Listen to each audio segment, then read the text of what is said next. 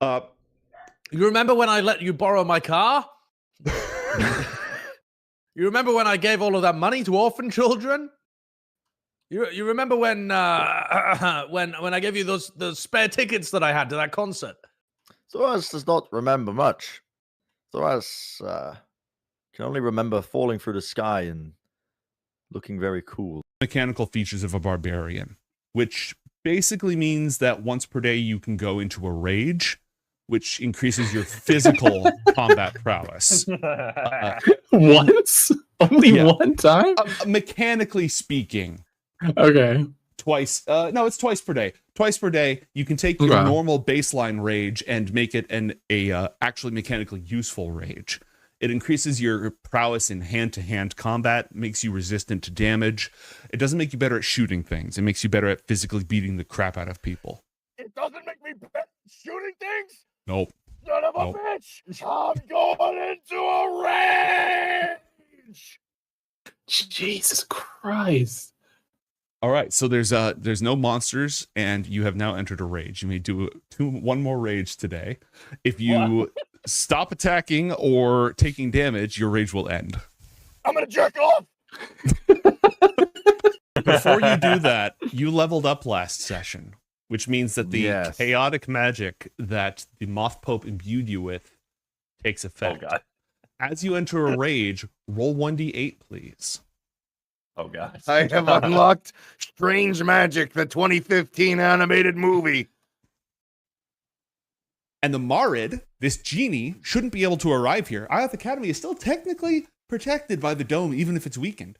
But it caught... I know, yeah, most protected place on Earth. Been attacked 12 times this year. Sue me. Yeah. Safe, smile. Exactly.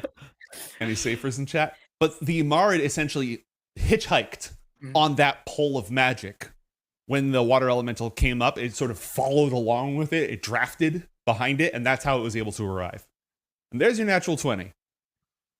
I just like the part where you say you came down a pole. I just stuck to that. Elemental strippers! Fuck! Can I get fan art of Duba Soof pole dancing, please? I'm going to file a request for that. Duba Queen. Duba cheeks! Alex melts away and vanishes. Replaced by Cyrus. In handcuffs? Yes. Yes.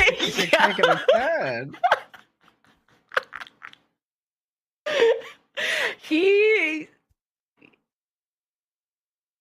Except that his eyes are wrong. They are filled with piercing blue light. Oh, damn. This room is about to get good. Got blue eyes, too. Lemon Kiwi, I noticed something freaking ridiculous about Una. What? Under the familiar section, it talks about how, while the two of you are bonded, you can sense what it senses as long as you're within a mile of each other, right? Right. When Una's within 10 feet of you, you gain the benefits of magic resistance. You have advantage on all saving throws against spells and magical effects. Whenever Una's within 10 feet of you. Oh, that's broken. 1 year later! Reading comprehension 20 inch, by the way. Holds him like a special. This is my special magical resistance pants. The power of bird compel. I mean, when How we does say that the work? pants are tight, the thing is, like, how, like, I'm thinking about, like, the materials that would be used to make pants and how tight they physically could be. And can we just turn him upside down and let the problem sort itself out? Let gravity do its job? Because, like, in a world without elastic, pants can only be so tight and still, like, let you walk. That's wise. I watch too much YouTube about historical clothing. It is Paramir, and the pants are pretty tight. Oh my But, like, god. Do not type lead pants into Google. You are not going to get a search that is going to be. My goodness, that's a big thing. Jeez. Well, now I want to. My apologies, sir. What's your name? I go by We Harker, by are the the way. Buffomorphs. I am Buffo, and these are the morphs. Hello, Buffo, and hello, Morphs. I'm not We are going to say here it. to commune with our sacred idol. It gives us great insight into the spiritual oneness of all things. I won't say it. What's your secret idol? It's I sacred, won't not fucking say it. It's right. What is the toaster going I'm on gonna about say now? it. I'm gonna cover Zen's mouth. Don't listen to her. I'm gonna fucking say it. I'm covering Zen's mouth. I'm covering. Boofa D's nuts. Roll for initiative. Hi. Okay, describe this devil's fate at the claws of Slobber Chops. He gets like whipped around, lands on his head, still like conscious and alive. Slobs just starts like going at his ass, just like and just disembowels him. Oh. Like I imagine the camera pans away and you hear a sound like a wood chipper, and you just see gore spewing off to the side. It's like somewhat, discretionary shot, but everybody His knows legs it's are like, And then Slobber Chops' face comes up into the screen, covered in gore, and it just does the one like, the one like aggressive face lick. Yep. I hate exactly what it is. I hate everything I stand for. Not monetizing the video, everybody. We've got down this. We might as well get it over with. Yeah, just get all. It has to all be in this VOD. All out now. Noted. All right. The violence, It's the gonna be scooty the most pooping, get it episodes. over with. Oh shit, that too? Oh, yeah, we got No, wait until after. Wait until you graduate. I lied. But Dad. Dad, you can't date until you're 25, young lady. It's more about what we're going to accomplish. I think this is, it's beyond just me. I'll be okay. It is beyond us. Taps Mason's shoulder and, well, our last friend died, but I'll make sure you don't.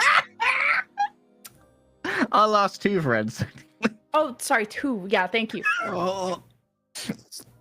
I'm But you're going different. to. You're built different. I'm gonna take that as it was supposed to be comforting. So thank you, Garnet. Ooh, addition. Hunting horns, strength to the predators, woe to the prey. All right, that means somebody has to assert their dominance to gain an advantage. Whoever doesn't is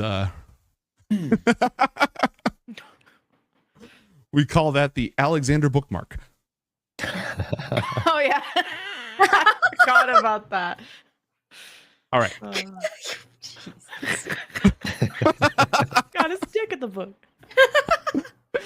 Thank you for ruining the subtlety of that entire moment. Just flat out saying it. I remember leg day saying it. It's just so funny. Oh God, To editing clear the that. air. There's So funny. there's no dick in the book. Just to clear the I mean, air. he has his no back. dick in the book. Well, Just he's- 2 he's vague, got the book back. sweaty stains. walking to Alex's area. It's gonna be.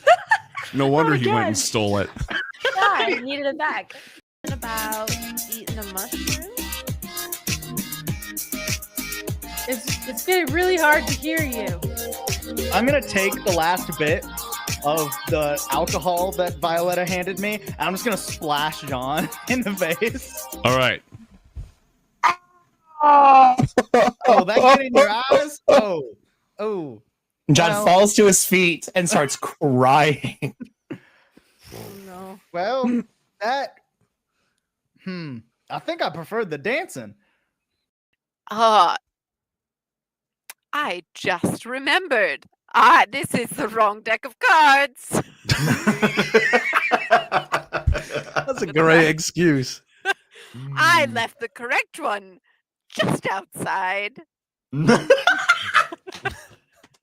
As persuasive and convincing as that sounds, I'm going to have you roll a deception check.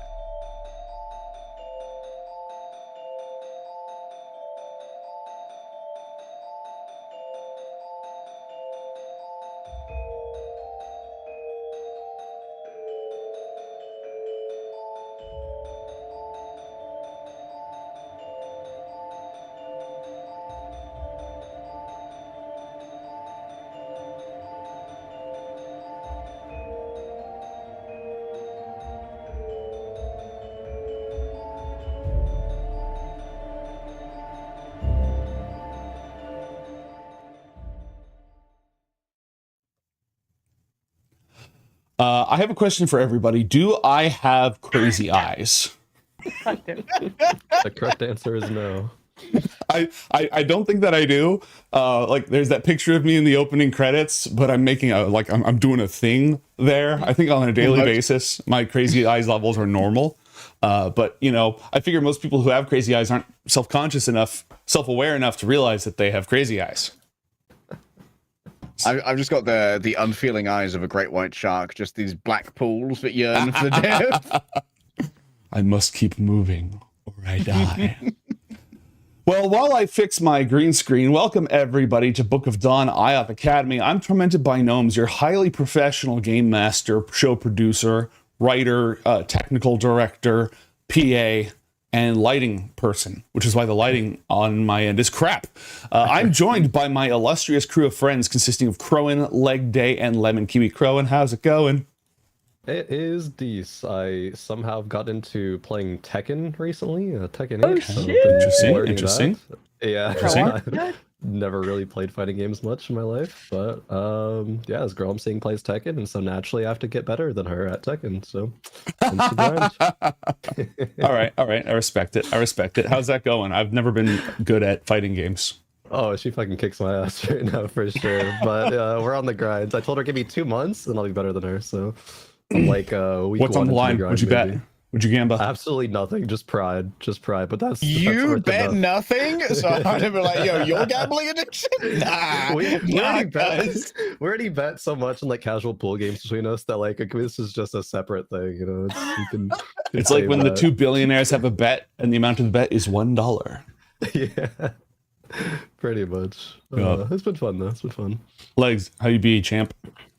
I'm Legs, and my contributions to the show is I make inappropriate quips and I turn up on time 50% of the time. And apart from that, the time it happens all the time. And Lemon, hi, I saw you a couple days ago. Yeah, I love your cats, and yeah, you're cool too. That's fair, true and fair, honestly. This house is filled with gnomes. There is so many gnome shit things in your house. Ask me how many gnome things I've purchased. 0. How many? 0. I figured, one. It's a great gift. What the hell? One I thing. think many people figured it was a great gift. When my D&D party would come over to my house in the before times when people met in meat space, they would always bring a gnome and hide it somewhere on the lawn or in my house. And so there were just gnomes, more and more gnomes every single day. How much camouflage can a gnome have on a lawn? It relies entirely. It's adapted to prey on people with ADHD. Oh. Smart. Yeah. So, it doesn't have to actually blend in. It just has to prey on the oblivious. And I would show Bean, who tormented the crap out of Jen when she was trying to cast. She's currently sleeping peacefully on my computer, and if I awaken the beast, she will bother the crap out of me for the entire show. So I'm going to take what I can get. That is the clingiest cat I've ever seen, and like kept wanting to climb up on my face. And there's really a part on broadcast where I had to like baby her. I was like, doing the rocking thing with the baby so she would fucking chill out. But as soon as I stopped, she just went and just climbed up and like grabbed my head. I look normal on broadcast, and you see these paws just like go fucking crazy. That's such a good clip, though. Good content. And just like you had to no sell it, right? Just absolutely. Yeah, I was like, I don't know how to react, so I'm gonna just keep because someone else was talking, so I'm not trying to take the attention away. So You're doing the nod. It was a great problem to have, but I did have to kick them out eventually. Oh yeah, A lot. no, they're wicked and poorly behaved, and they disrupt everything, and I love them. Oh, and one of them just dropped the nastiest deuce in the litter robot. Oh. Oh, that Don't Yawn had some long aftershocks. I'd planted one just before he started. Damn it. Let's see where we are in episode 180 of our short 8-episode miniseries. The realm of dream, the so-called fifth kingdom, where minds wander and imagination can affect this illusory reality. It is here that our heroes have traveled into the dreamscape of Dakra, a void giant, a mask wielder, former keeper of the Temple of Orn, the silver dragon god, who fell corrupted by the power of the void and became known as Myrick. I hate you like that. I hate you so much. I got him so bad. Became Myrick, the void dragon. Myrick was destroyed by our heroes in a climactic battle before the gates of the Silent City. Later on, Garnet contacted the other mask wielders using the Book of Seosh, including Dakra, who wanted to know why she killed Myrick. She did not like the answer. Our heroes have now reached out through Dream to contact her and learned that Alex, their erstwhile fellow student and friend, now turned arch enemy, was here. And here, Dakra was teaching him in the ways of void magic. However, Alexander then left as the mighty sovereign of flame, Sin, smote the temple, blasting it into oblivion, destroying it entirely. Alexander fled and took the treasure hoard of a dragon god with him. A transgression for which Dakra has yet to forgive.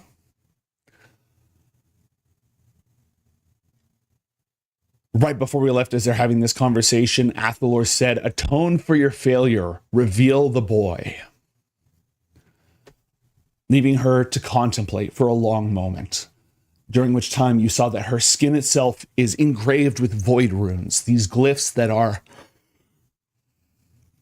caustic to reality, causing whatever they are inscribed upon to break down and degrade.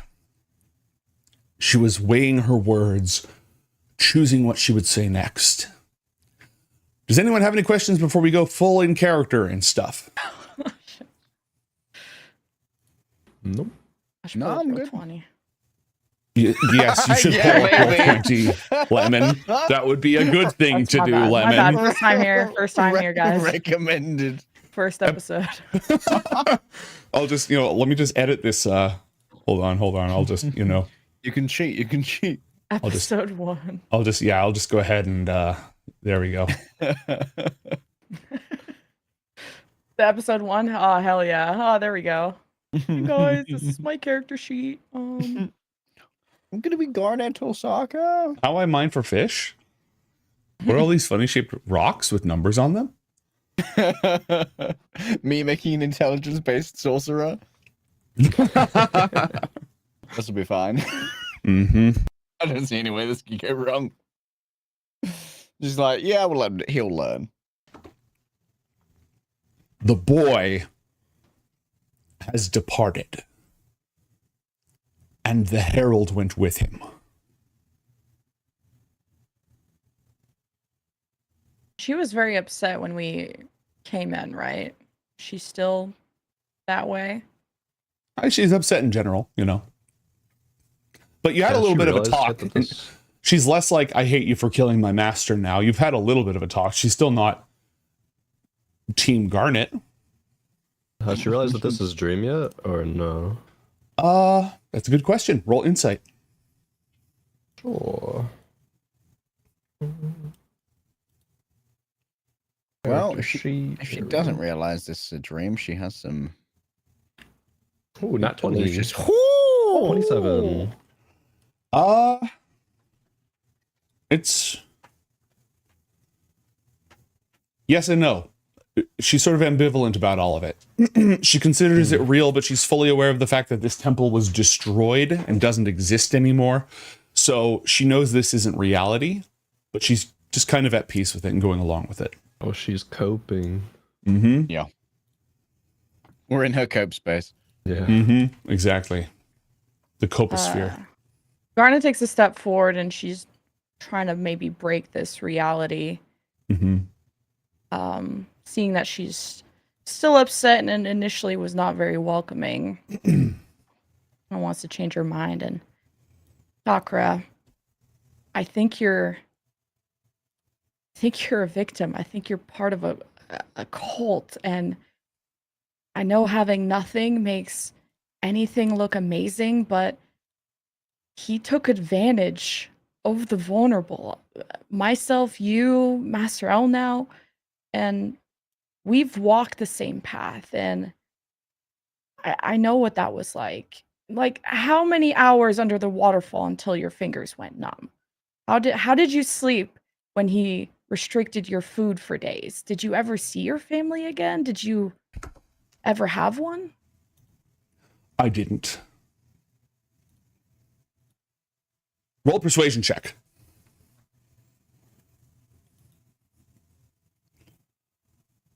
19, you rolled a 10. I remember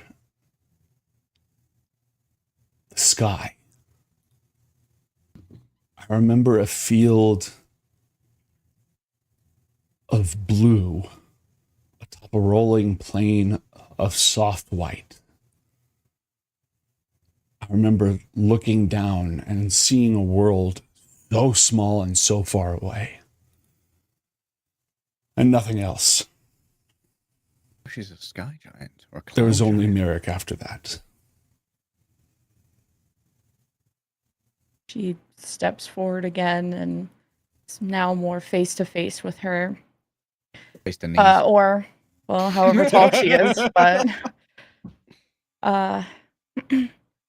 so Merrick, Seosh, you want the cycle to end, the pain, but you can't have joy without suffering. You can't have love without hate. And every polar has an opposite, and that's just life. And looking forward to the moment you can experience light again, sometimes that's really far away, but it's never gone forever.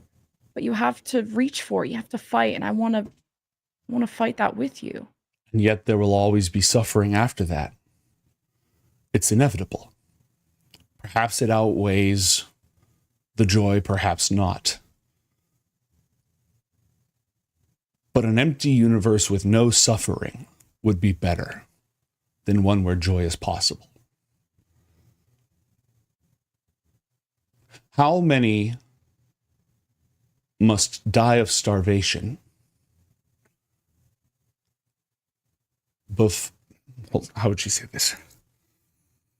Is it all right that people die of starvation because in other places people are not hungry? Is that acceptable? Is it acceptable for people to live in tyranny and we can say it's okay because elsewhere people are free? Is it acceptable that someone could be born into a life of suffering and never know redemption, never have a happy ending, never get to fulfill their potential, but simply experience a life of suffering and then die? But we accept this because others don't have that life. The universe is inherently unjust. Existence is inherently unjust, and that is unacceptable. I think fighting is harder, and giving up seems easy. And it seems impossible, and people make fun of me, but I want to kill all the infernals so that we no longer have that suffering. And I think the more of us that fight and try to fix all of this, more likely we could do it. But I don't want to give up yet. Neither do I. Do I seem like someone who's given up? I've dedicated my entire life to a cause I believe in. I have sacrificed centuries and delved into forbidden lore that would tear apart a lesser mind. And this effort is not because I've given up. You may call it surrender.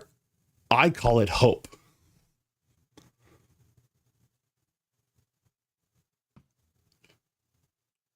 And if you think that the infernals are the sole cause of suffering, then you have much yet still to learn.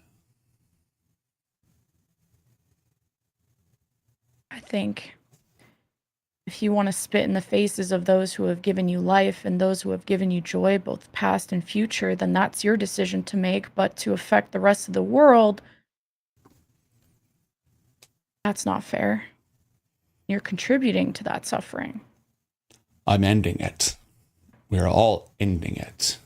None of that suffering will matter when none of it ever existed.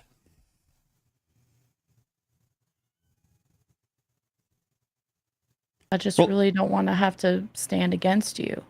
Roll another persuasion check. Or intimidation if you feel like it. Crow and Legday, feel free to chime in if you have any. Okay. A 24.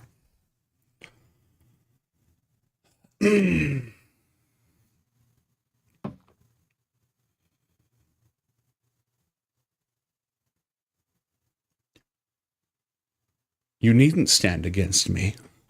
Do you intend to live forever? Or do you one day believe that you will die and rejoin the cycle? Everyone does.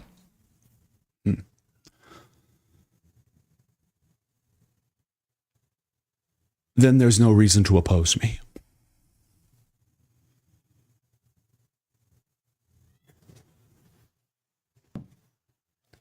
If you have chosen to abandon your place in Seosh's vision, then you will die long before it comes to fruition. The strands of your mind and your soul will be unraveled. You will have no memory of this conversation. You as a person will no longer exist. All that you have done, all of your deeds, your thoughts, your words will have been unraveled and woven back into the tapestry of reality in 1,000 different places. You will have no concerns, no fears, and no suffering. But what was once you will now be part of the hopes and suffering of countless other beings. You no longer have aspirations for joy, to fall in love, to be a mother, to teach others. None of wish that. to teach others. Whatever simple joys I accumulate in my lifetime, I will take pleasure in them.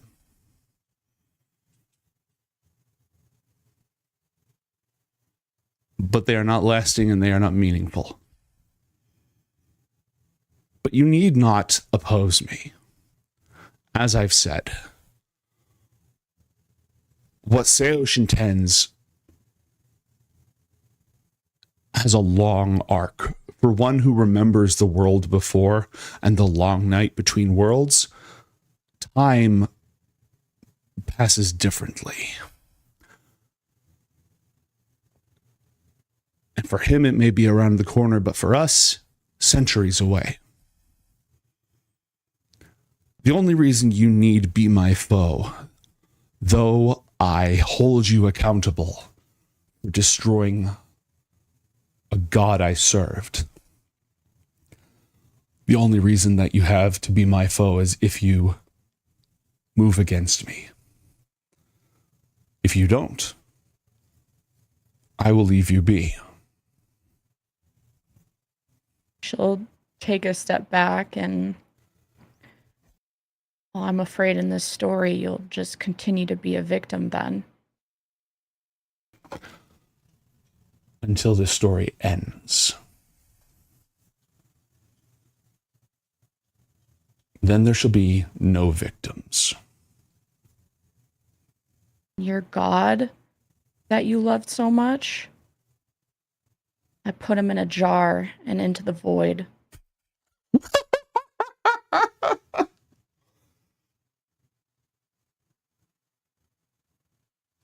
If I ever see you again, you're going to wish that was your fate too. Fortunate. Thank you. We'll be ready to head out unless the other two want to say something. Mason's just lingering on the words and matching the expressions the best that he can to Garnet, and if she postures to leave, then... Remember, your rolls one. dream disguised as mask people, so you don't have to do shit with your expressions. True. He's there doing the hand signal. Yeah. Body language, you know. Let me get the fuck out, man. What In the form of an interpretive dance. Oh, sorry. You don't even need to walk out for the sage to whisk you all away. Before we leave, the Athalor mask climber. If you wish to derive small pleasures, remember the boon that revenge can bring. She will be waiting for information. I don't know where he went. And yet I you are know capable. the bodiless herald accompanied him. I know he took the treasury of an empire. And I would look for a place that has risen suddenly and serves the messenger's will. And should I learn where this place is, I have no reason not to tell you. Good. Why let them rise when you rot amongst the ruins of ashes rebuilt within your mind?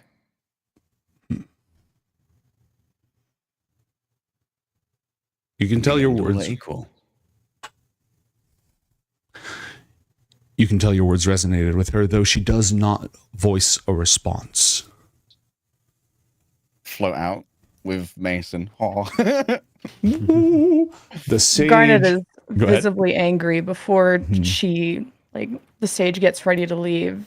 Garnet is, like, shakingly mad. She's mad at herself that she wasn't able to convince Dakra to leave or to change her mind. And Cult members are since this is notoriously dream- easily swayed in a single conversation. That's fine. Go ahead. Garnet's a bitch, though.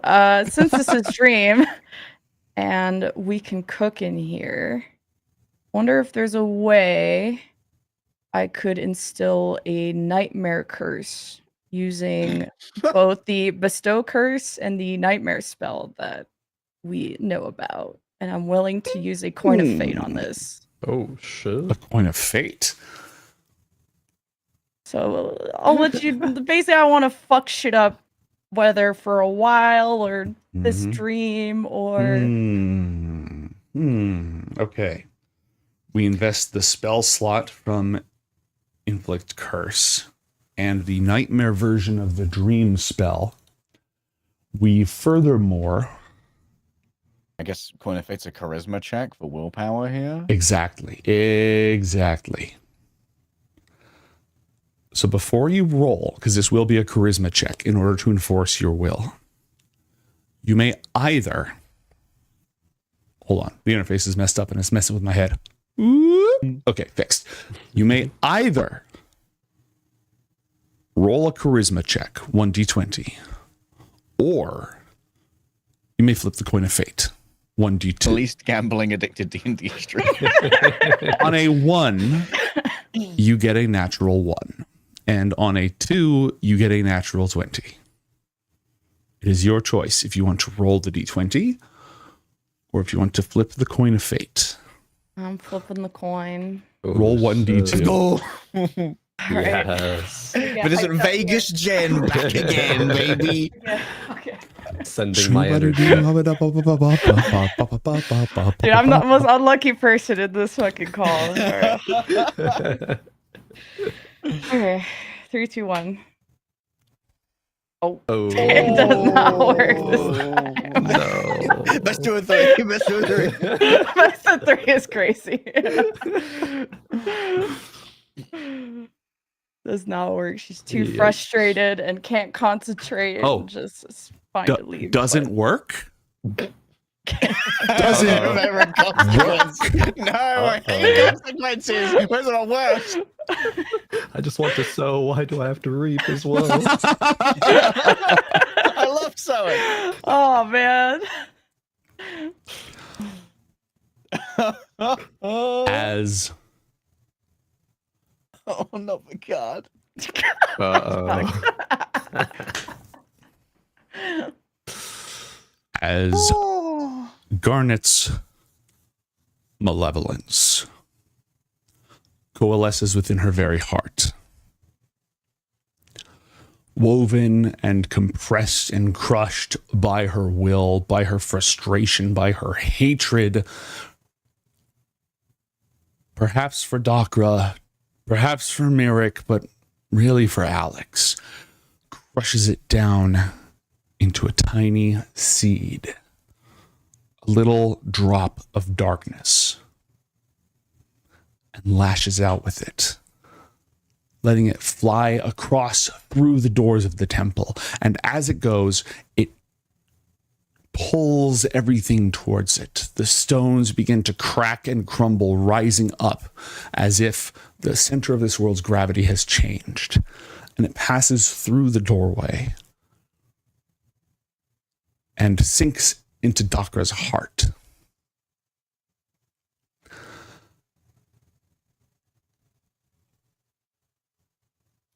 Oh, so that's how you unlock the hidden boss. And suddenly, there is darkness.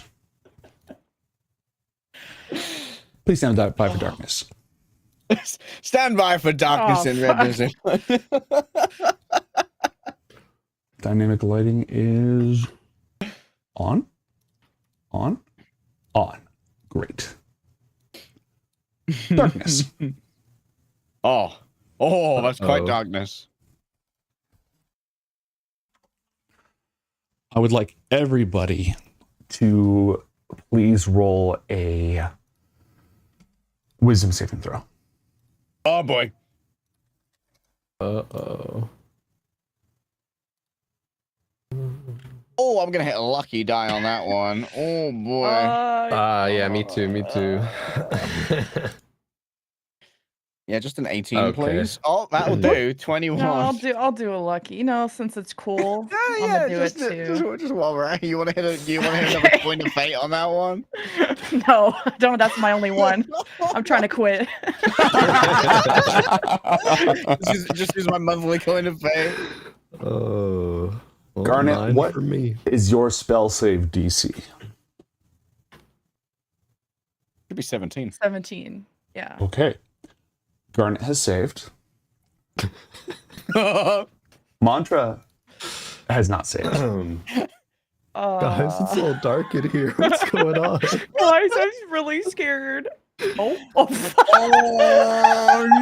no. Yo. What the +9? Well. Chat, give her another coin of fate right now. Quick. I gotta hit the coin of fate again. Okay. Should she get like advantages on dream shit? Maybe cooking? Yes. This is her domain of expertise. Yeah, like in dream she gets buffs, And, right? well, you can't see her. I'm not going to tell you what's going on. Okay. Oh boy. Okay. None of you can see anything. But it is abruptly and exceedingly cold. As if hundreds, no, thousands of gallons of almost ice, glacier melt is pouring down on you, crashing over your body. You can't hear it. There's only silence, but you can feel it beating down on you, siphoning the strength from your bones. Seemingly without end.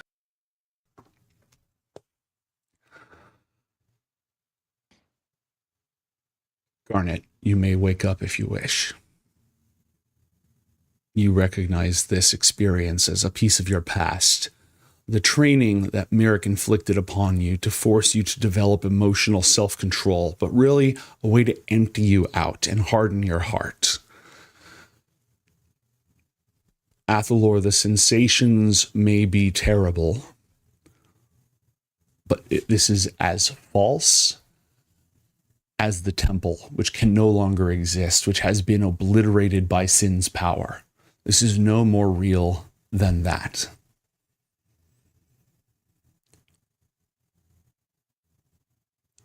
Mason, you hear something. You hear 3 voices. One of them flat, numb, organically alive, but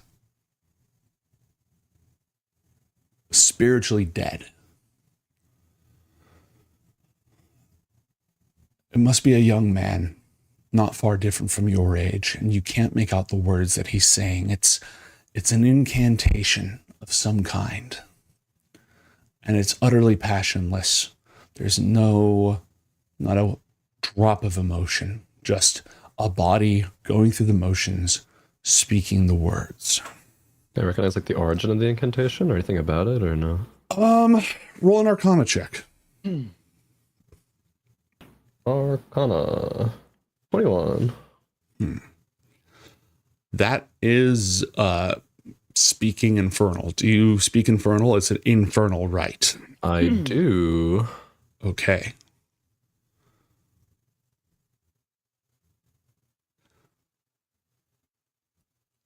The incantation speaks of the scorpion.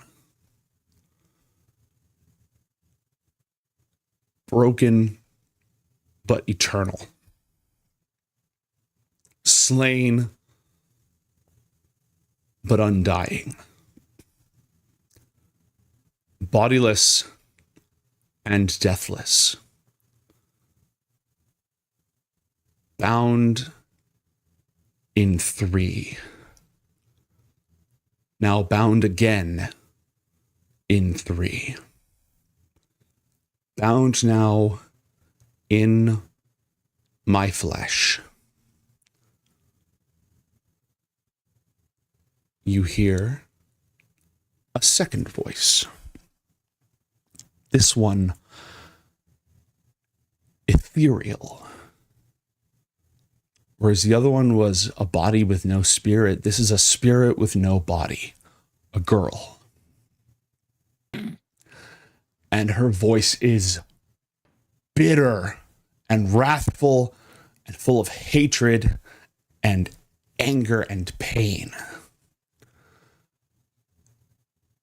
And she too speaks the same words, but instead of bound in my flesh, sealed with my spirit.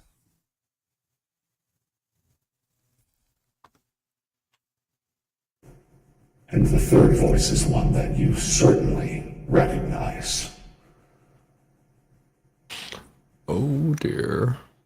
A chilling noise that never emerged from a mortal mouth, like the wind howling through a crack in the frozen ice of the great northern wilds. Utterly lifeless, utterly without remorse, bitter and hateful and gleeful whenever mortals lose hope, eager to show them the worst of themselves. A voice that if you listen to it too long, erodes you as surely as a windstorm erodes the flesh.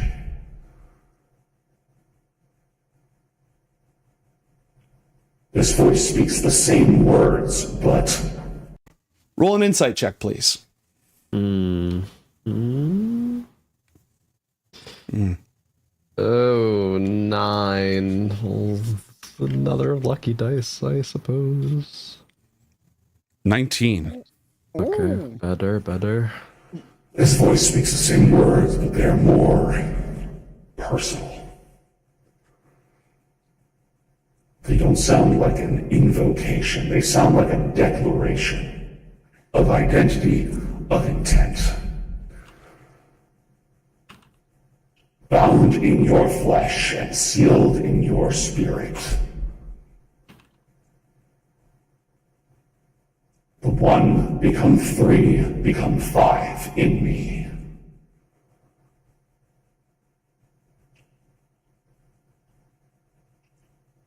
By the failings and wrongdoings of my foes, am I made eternal. And then in a single voice, all three of them say, For despair never dies.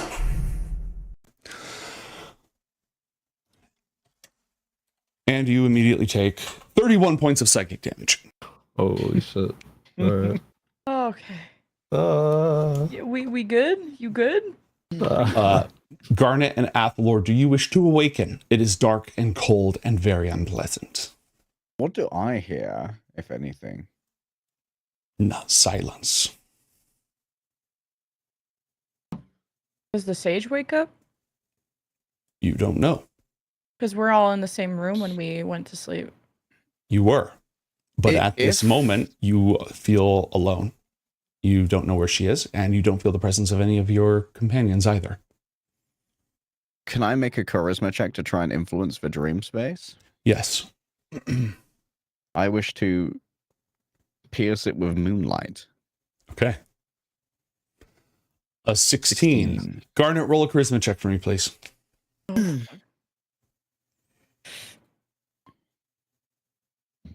I'm good. You know, Natural one. Well, damn.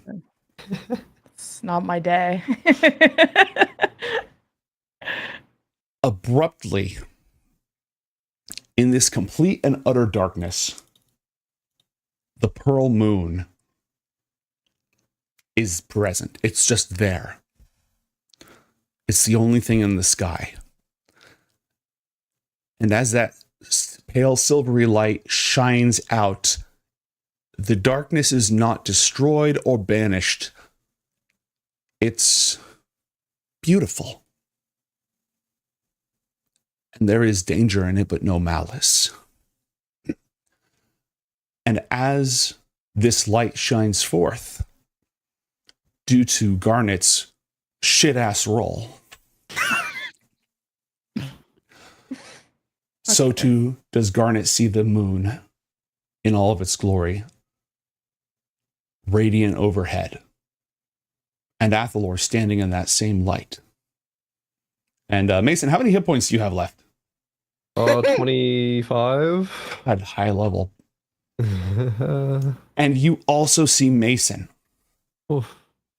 Mason, suddenly all of it is gone, replaced by the moonlight and your companions. And the sage stands there as well, holding her lantern that glows with the very same light. A look of horror on her face. While hearing all of that Mason did, was there still the feeling of cold and yes, everything during all that? Oh. That's gone now. Yeah. Just kind of jolts, like almost like he's jolting awake, but it's probably still like standing or sitting or whatever, and just looks around with a Mason? wild look. What? Where are we just now? Is Dakra here? Looks around wildly. She is not.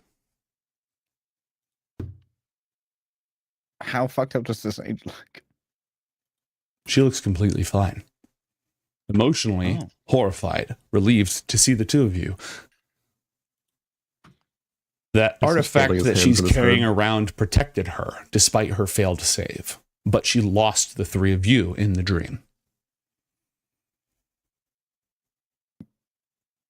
Garnet's still seething mad, like jolts awake, kind of like everyone else, but just keeps repeating, like, I hate her, I hate her. I present the solution, the clear thing to fix everything, and all these people do is ruin everything.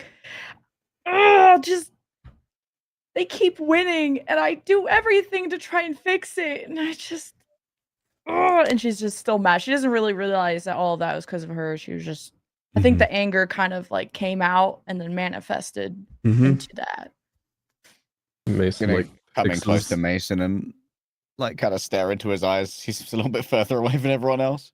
Mason like picks his head out of his hands a little bit and like was surprised at Garnet's reaction there, and kind of looks a bit confused as she's ranting about it, and say like, did you all not hear that at the end? Of voices? I felt cold, saw nothing, heard nothing. I heard, I don't know what happened even, but there were 3 voices. One was the Herald. Herald is here. I don't know if it was there or here or where it even was. Everything went dark and felt cold, yes. I think a voice was Alex, and Alex is here? is, I don't know. You all didn't hear it? No. I heard nothing.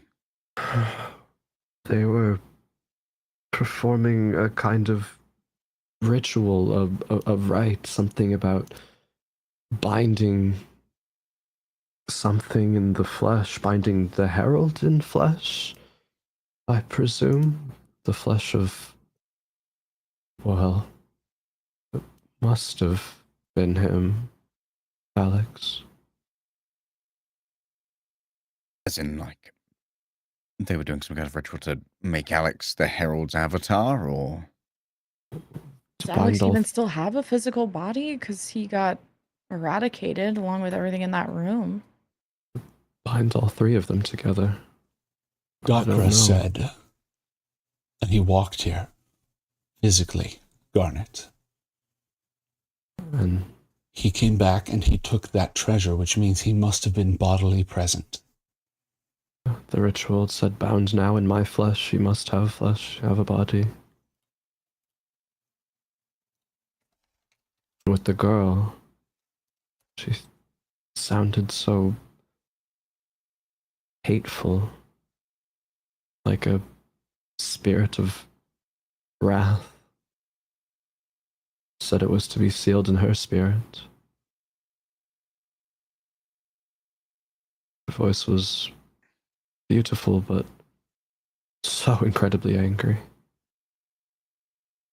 Any accent, indication of race? Maybe like a lizard folk or avian? No, so would I be able to recognize that would be Naomi, or? I don't know if you ever heard that. I don't know if Mason ever heard that voice. I don't know if Mason would be familiar. I don't remember exactly how many interactions y'all had. Mason has been present for a Naomi interaction in the Bower of the Kings when she came out of the wall. Yeah, exactly that one. Okay, yeah. Well, that was that was Naomi. Yeah. Mm-hmm. Okay, then that must have been her. Naomi. Again. Said it was to be sealed with her spirit.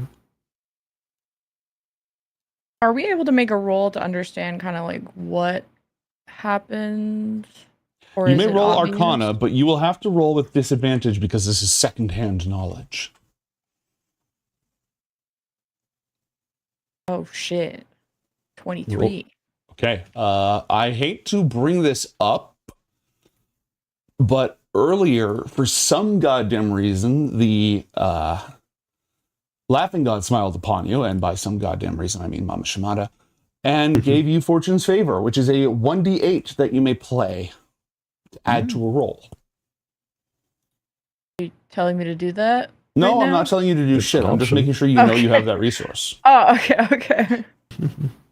Yeah. Thank you. Do you want to do that, or are you good? I'm good. I'm happy Okay. with 23, I think. Okay. It'll do, boss. All right.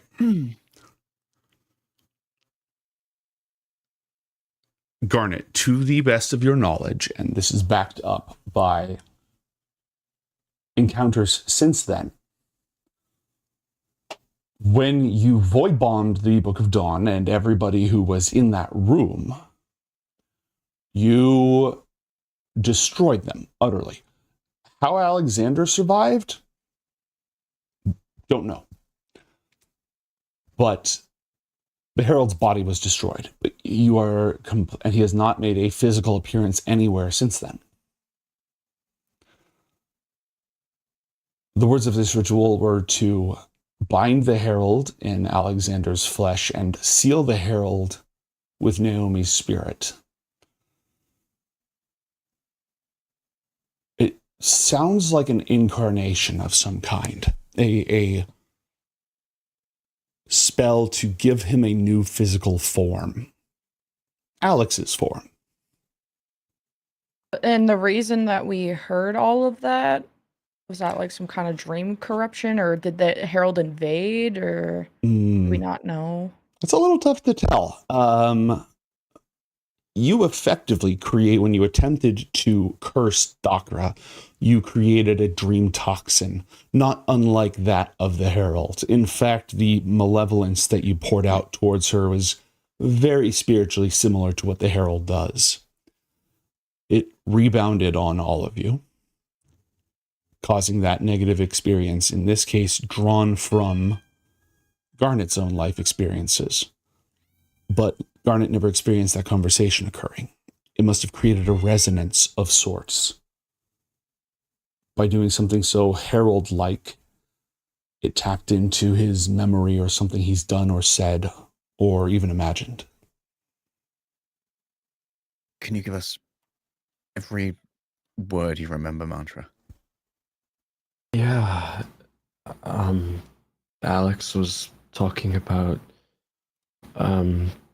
something broken but eternal, slain but undying, bodiless and deathless, bound in 3, bound again in 3, and then bound in his flesh, and then the girl, I don't remember much of what she said, just sealed with her spirit, and then the Herald was saying,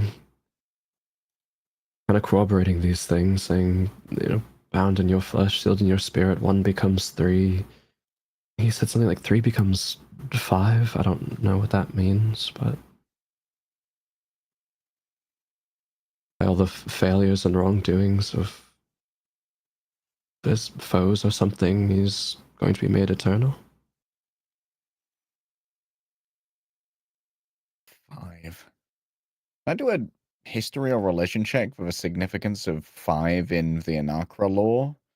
First, I would like Mason to roll a flat intelligence check, please. Sure. I'm trying to get something out of Mason without metagaming. I know you are. An 11. The situation has not changed.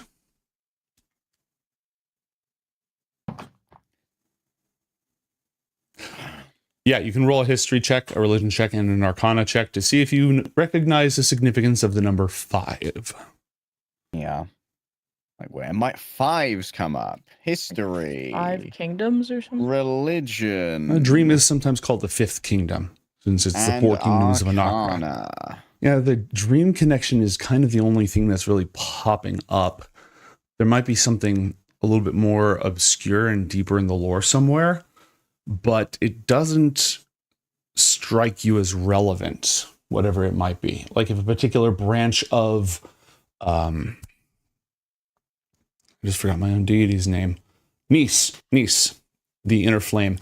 There might be a particular philosophical school dedicated to Nis that has 5 tenets or something like that. The examples that you come up with, they're all kind of like, yeah. Yeah. 3 become 5 become 1. I don't know what the 5 is. Maybe the 3 could be Alex the Herald and the book, or in this case, Naomi. I will reiterate, 5. it was 1 becomes 3 becomes 5. Other direction. And then becomes 1 again. Yes. Oh. Yes. 1351 is the pin on the Herald's phone.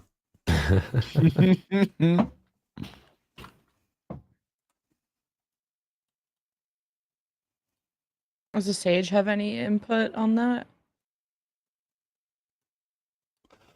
Roll a check for her.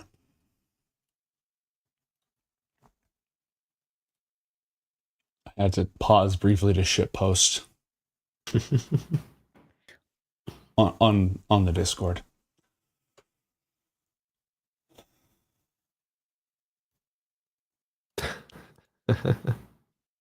Can you relive the memories of a dream as well as a place? Yes.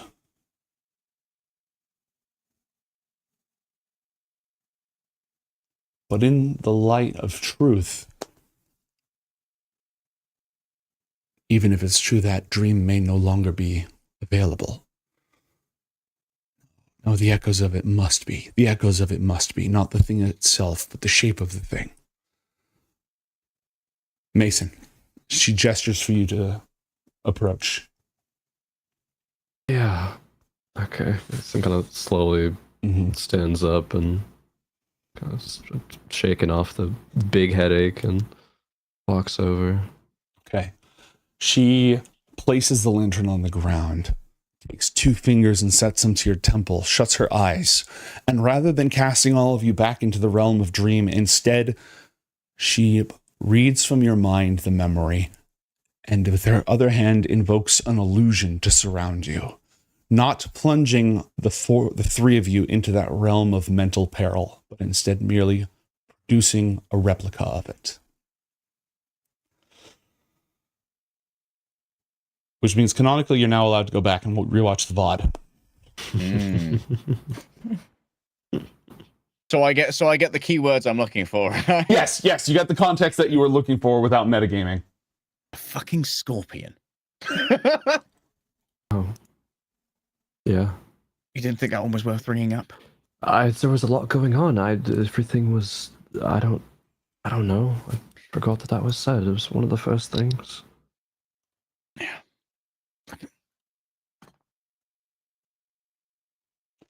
Gilgas, was there... Sorry to bring up old wounds for Leminian War. Was the Herald present? No. So...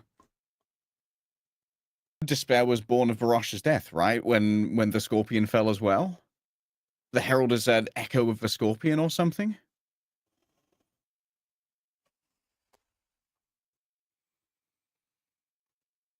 The sage's expression turns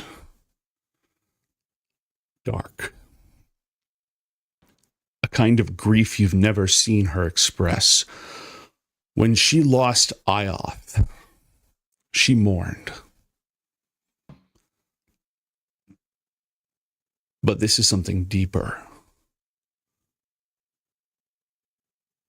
Not the loss of a love, but an old wound, a nightmare, dredged up from the memories of childhood.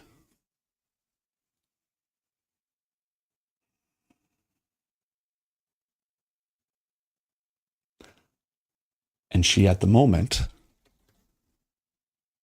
lacks the words. Garnet, please roll in a history check with advantage. That must be where Hope died for the first time. The Leminians must have been so confident. 25. The Scorpion. I know how much you love lore dumps, Jen. Do you remember anything about the Scorpion? Go ahead. Okay. Resident nerd here. The Scorpion is an infernal who is not on your kill list. He's not. They all are. No, the Scorpion's dead. If my opinion's right, he kind of is. The Scorpion is dead. The Scorpion was an infernal who came with all of the others from the Hungry Dark, but they feared him. Not for his power, but for his absolutely unmitigated hatred and malice. Uzul wants something. He wants control. Tillabek wants something, this sort of chaos and corruption. Imago wants something, to be the most beautiful and the most true. All of the Infernals want something. The scorpion literally just wanted to hurt, to cause pain. And that was not limited to the children of Luminius or the First Minds or any of the denizens of the dawn. And so immediately after the Infernals arrived, the scorpion dwelt alone.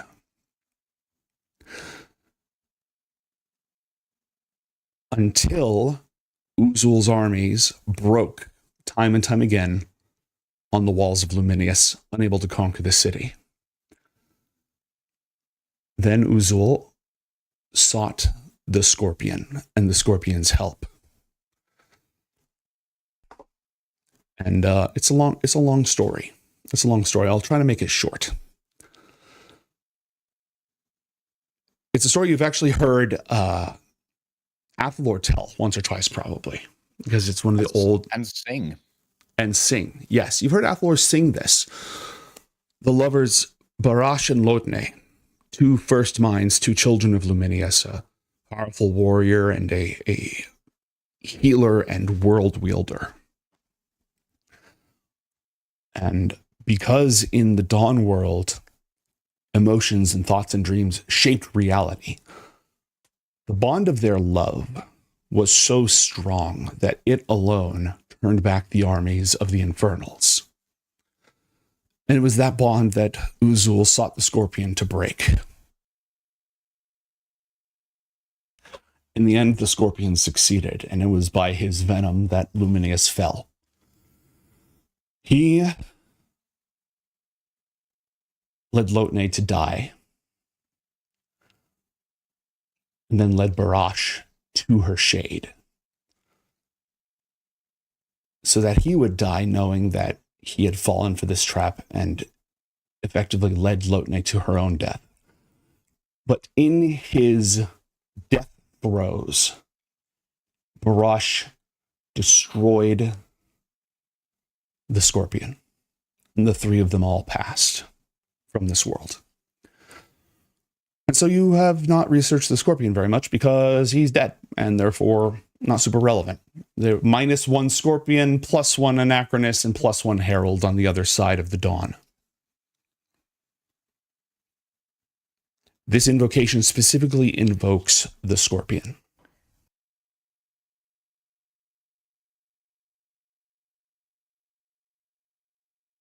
One become 3, become 5, become 1. It starts with a scorpion, and then presumably adds Barash and Lotne.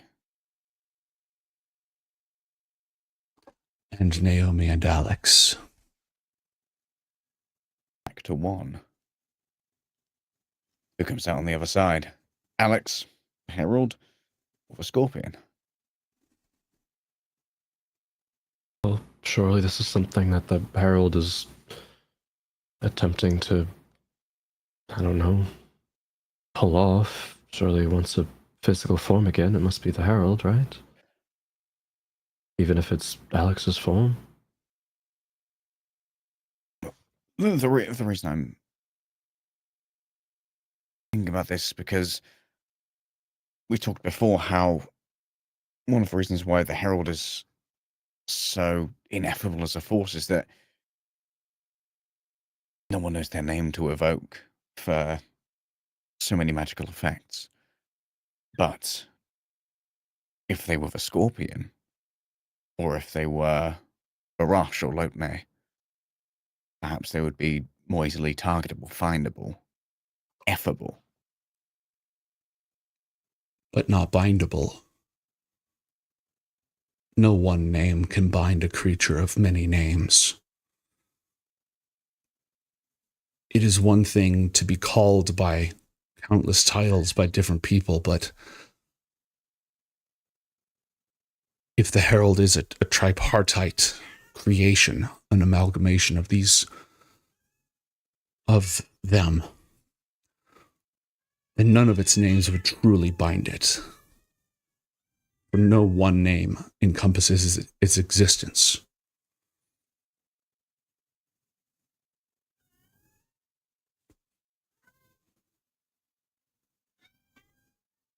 So with this, would the Herald, or whatever comes out as the one, be the most powerful of them all? Infernals? Infernal with the added power of 2 Luminions? He has been that from the beginning, hasn't he?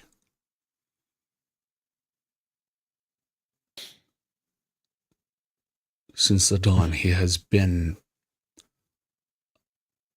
himself, but also them. You've watched over Dream for 1,000 years. When did you first encounter them?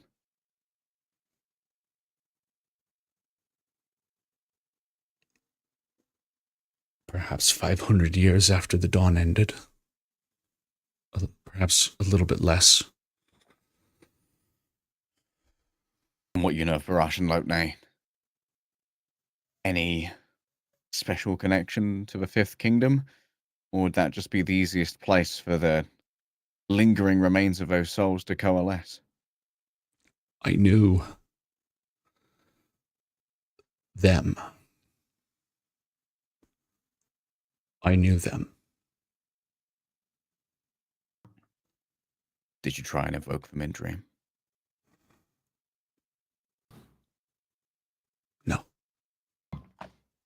No, they were dead. And I decided to move forward, where Ioth was stuck in his past, in his memories. But after the Lord, there was no Fifth Kingdom when they died. Reality and Dream were not different. They weren't separate. They were one and the same. All that was turned into all that is.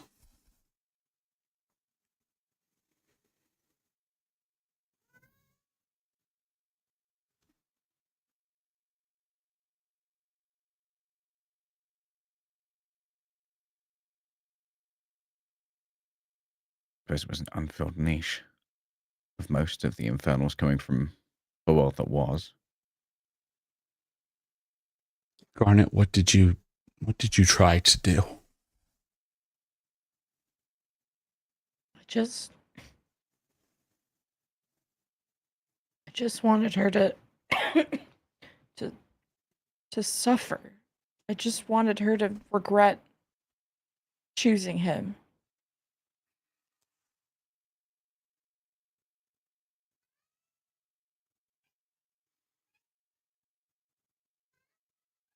You wanted to force regret.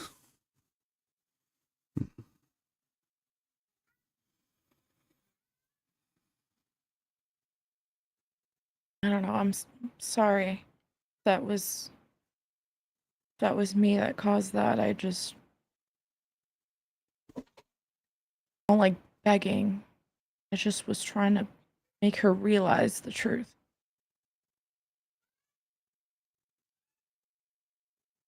I understand.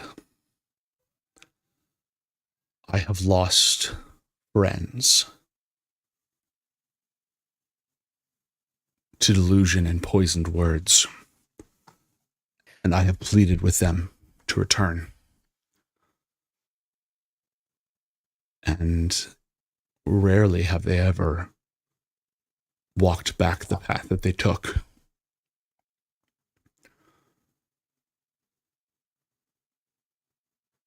I know some of that pain. And what you did, it emulated the tools of the enemy, Garnet. It didn't work. Evil seed can only bring forth evil fruit, but you may have shown us where it's growing and what it's going to turn into without even intending it.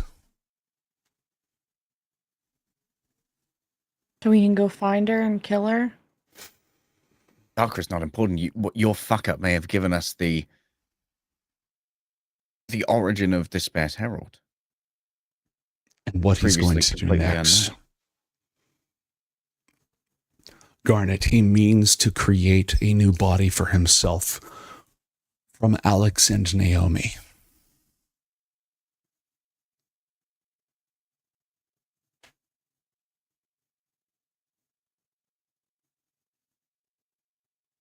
Well, we're not going to find Alex without getting to Dakra, unless you guys have better ideas. Doctor said to look for something rising off of wealth. An upstart nation, perhaps, a town, an army from nowhere. Have there been any reports of this recently? It's a matter for Untermaler and the Archmage. I mean, it could be a Seer thing. I imagine this is a dragon god sword. Those coins could be minted hundreds of years ago. Yes. If they were in circulation, they'd be findable. Yes. Yes, perhaps they would. Good idea. There's no uniform minting over hundreds of years for most civilizations. Mm-hmm. The Dungeon Master is writing down old coins findable? Find Dakra?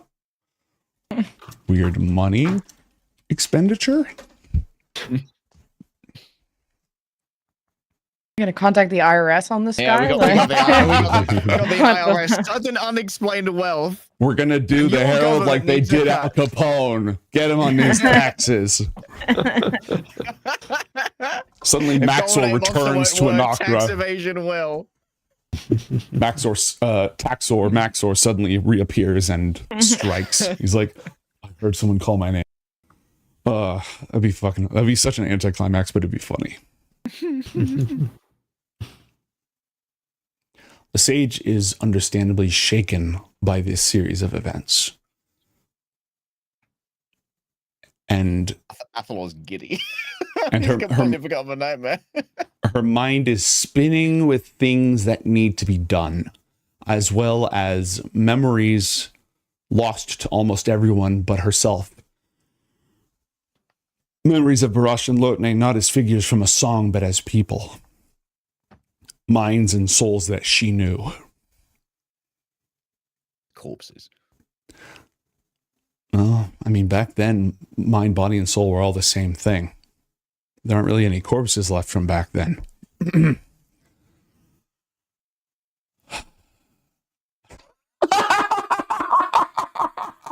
What have you done? What have Tax you done? collection card is crazy.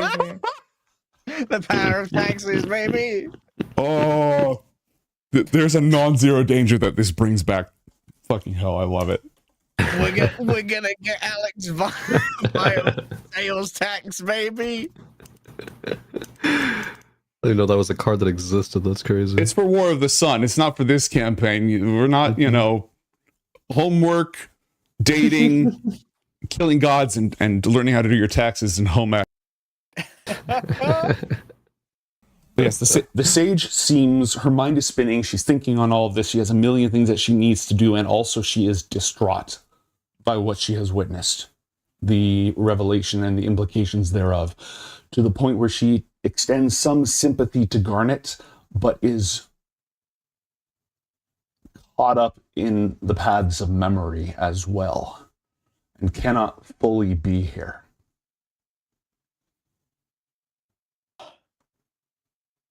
So, thoughts on being done with the dark creepy hellscape? With the Dakra what? With the dark creepy hellscape. Yes. Yeah, you've all awakened. The dark creepy hellscape went away. She invoked the illusion in the mortal world, but the illusion's gone. She turned that shit off as soon as it played through. She turned that shit off, and you've been in just the meeting room with the reassuring light of Rialta's lantern glowing in here. 1 become 3, become 5, become 1. Good nightmare mantra. I wouldn't want to have it again, but... Good murder, Garnet. Good nightmare mantra. This is a mystery that was wasn't cracked for 6,000 years. Thor cannot read the room.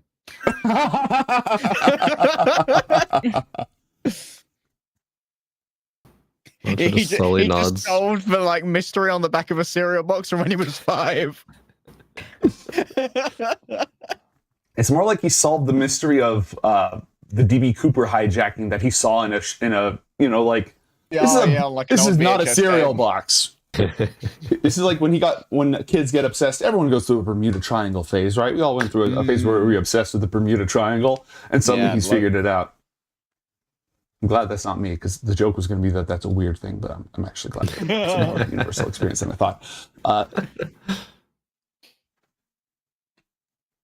Yeah, the sage just sort of sits down and she doesn't deactivate, she doesn't turn off, but she is clearly deep in her own.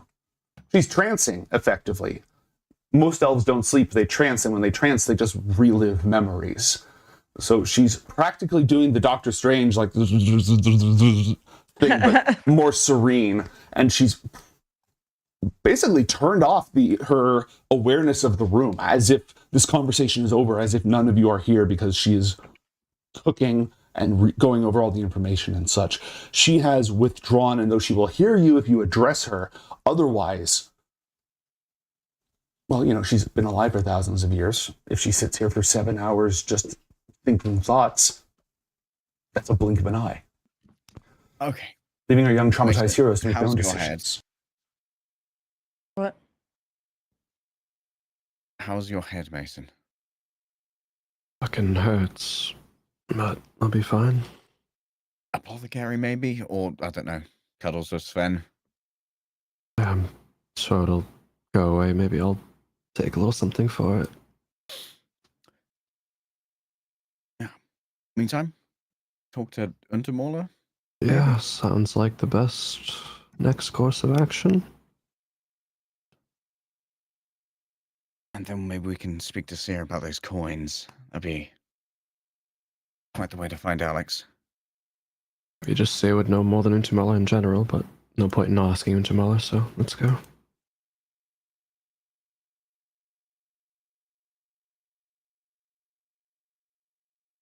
Oh, 1 XP, baby. Plus 1 XP. Garnet, are you staying behind in that room? Are you lost? Oh, I don't in the even know what frustration to do sauce? now. Yeah, probably just gonna, if we're all dispersing, then we'll just go back to our room to think.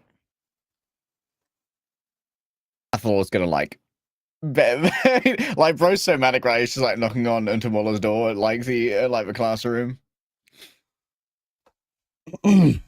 Study of war from the years below. It's like I don't. Yes, Athalor. Okay, so a lot just happened. Sage will fill you in on something that we've thought, but we had a thought about tracking down Alex and Ioth Academy. It's to do with Mirik's horde. So Mirik is a several thousand-year-old dragon, right? Yes. So his dragon's horde would have been built up over thousands of years, which means there are going to be coins in that horde that haven't been in circulation for hundreds, minted by civilizations that we don't even have records of at the moment. So if we could find weird coins in circulation that are just being sold by like their weight of gold or silver, we might be able to find Alex, because not many people have access to coins of that kind of caliber, and most of them would have been remelted or reminted by their provincial authorities. True.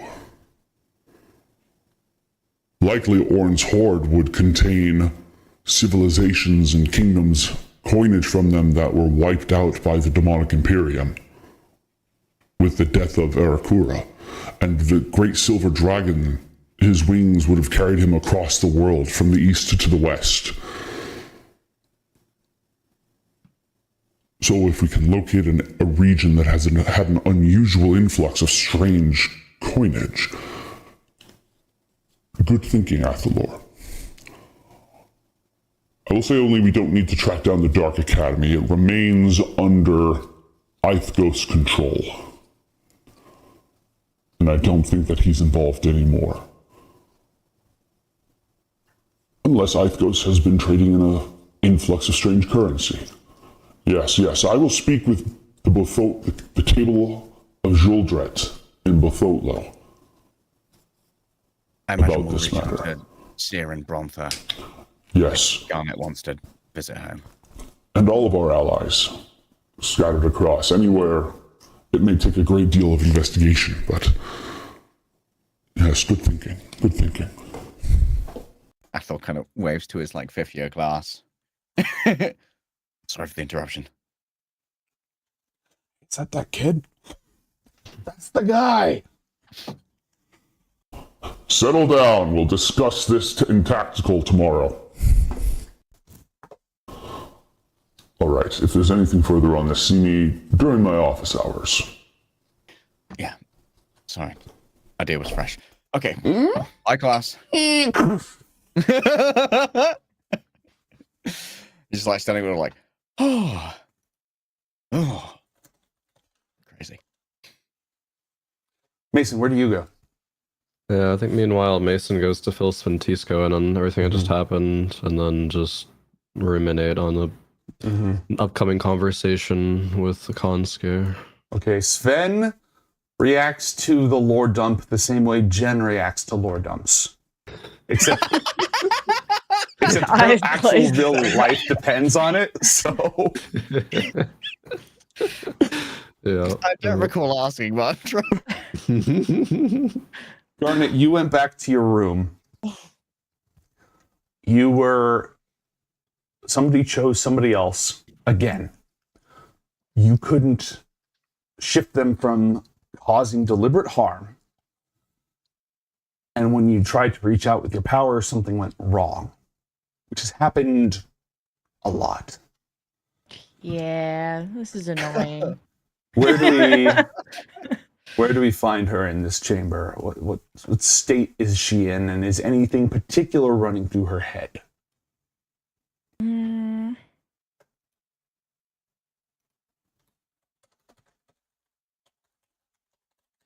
think she's starting to regret how much she tries to like help other people and stuff, or that she felt like she was trying to save Dakra from some horrible fate, and she just kind of told her to go fuck herself, essentially. So she's kind of starting to give up on reaching out to any mask wielders and trying to like pull them to the right side, and is now more firm on her mission to just collect their masks and eliminate them and kind of consider them on the same wavelength as Infernals, unless otherwise convinced.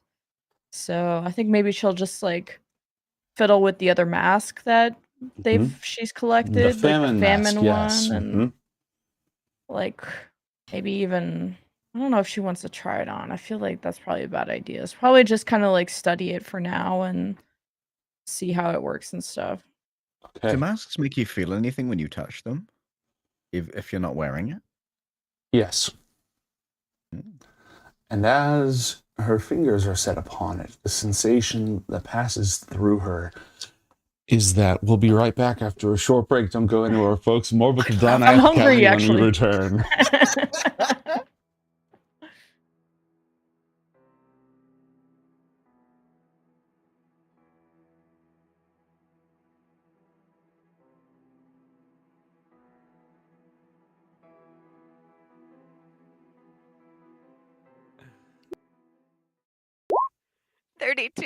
Oh. You know, you might be about half as capable of taking sword hits as me. But I will say you did a good job making sure we didn't lose the gun. Yolalair does a hearty laugh and he goes, "And you, my friend, are purple," and then immediately falls asleep. If I was hungry, Yeah. and I kind of feel like I am hungry, and I kind of feel like each of you would fit in my mouth, so I'm probably just gonna eat you. But that just seems. I mean, no. I mean, like, what else do you want to eat besides me? That's it. I'm gonna blast them. Oh, for fuck's sake! And I'm gonna start with Miss Doubtfire over here. Roll for initiative, please. Son of a bitch! There is no way I can. Quiet down. Are you guys dating? Are you guys a thing? Mason doesn't respond. Time and place, Garnet. Wait, Sventisco saying that? Yes. I mean, a maze is quite a romantic date, right? Mason, you saved her. Oh, see, like Mason's the one who did all the work. These are like his dogs, and he let us here, and he really was so worried. And we fought this big thing earlier, and Mason was just so cool. Oh my god, the vouch. Thank you for the Lambo. Roll to vouch. Persuasion or deception, your choice. Mason will try to say some of those things are true. You have carte blanche aside from that. Cool. So thinking kind of like, because it's pocket dimension and shapeshifting, but maybe it's kind of like a Venom-esque arrangement where it's a dimensional parasite that so like when he absorbs things into his hand, maybe it's like a fucking, oh no, I've done it again. Maybe it's a teethy hand that like a toothy hole. Could you please just once not consort with otherworldly powers from beyond the scope of human imagination? Just once, like day. I refuse. There's too much empty headspace here with my lack of a brain to not have another thing in there. Do minor illusion and create a top hat, milady. Just like just walk 10 feet away and then You need her. She's so angry. If you ever milady me, I will punch you in the face. You'd have to be a lady first for me to milady you. Excuse me? Nothing, Grandmaster. I would never dream of disrespecting you in that way. I think I like panned up my map and I saw that Brock's Kirby was just engulfed. Fire! Oh, God! Python rolls and up on fire! I think you'll... All right, so your armor's broken, you're exerted, you're in the middle of a pile of enemies. It is now your side's turn. How would everybody like to act? Mr. Sir Thomas automatically moves over to Zone 8. I need to keep taming, or I'm I'd gonna like to die. use my turn to give an encourage advantage to Lemon with some inspiring bardic words. All right, I don't think that is how this works, but it's a time-honored Bardic tradition, so inspiration. yes, What- bardic what else can a inspiration. fucking bard do? Always bardic inspiration. It's always valid. Alright. You have a bow! Tamer, you've got this. These wolves you'll dismiss. With treats and some kibble, you'll leave them remiss. What? You're gonna do great!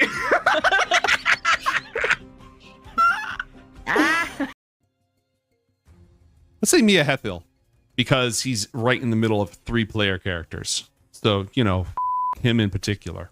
I take it the burning didn't kill her. Yeah, roll 1d10, but it's fire resistant, so. Where is Mr. Reaction with a ward guy? He used it. That shit's gone. Oh, gone for Dunk. forever? Well, until his next long range. A long rest. La la la la. La la la. Don't need no wards for dealing with these fucking idiots. That should be one of your sub sounds on your channel. It should be. Really should be. Well, so much for my terrifying monster. Guess I'll just, you know, die. Pulls pin, throws pin. Eldritch Blast to the face at the werewolf. I refuse to flinch. Melee combat? And a nat 20. Critical hit. I'm just going to reach out, grab him in the face, and just...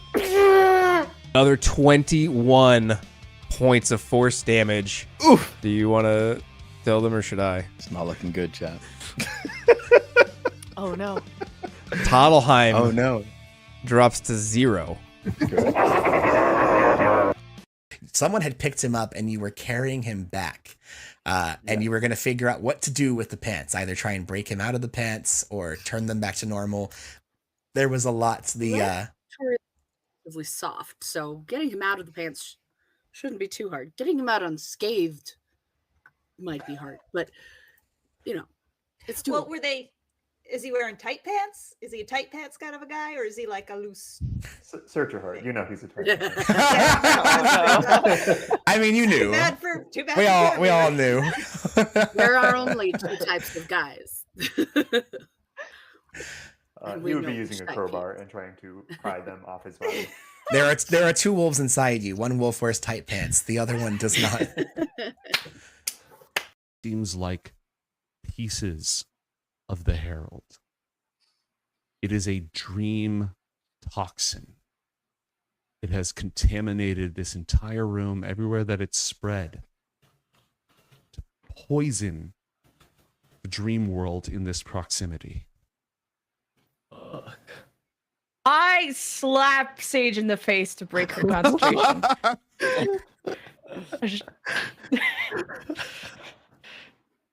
Oh no. And I whisper to Basin, I've always wanted to do that.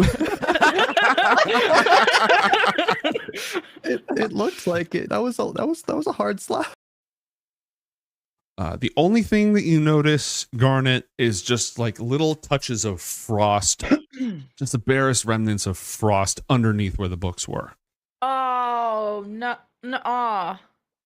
Wait, is this having Herald vibes of No. Frost origin? No. This isn't black ice. This is not Agathissian ice. You will forever pay for what you have done, Garnet. I will punish you with ice cream pies. What? This is amateur hour. No, that was... Give me a stroke over here. I'm seeing enough of this shit. I'm going to bed. Fuck this. I don't want to go to bed, actually. I don't want to do anything. For seekers, and magic dampens sound in these quarters, quieting boisterous visitors and heavy snoring. And other things. I mean, and other we're all things. thinking it. Are we though? Are mean- we? These cheeks don't clap themselves. Just saying.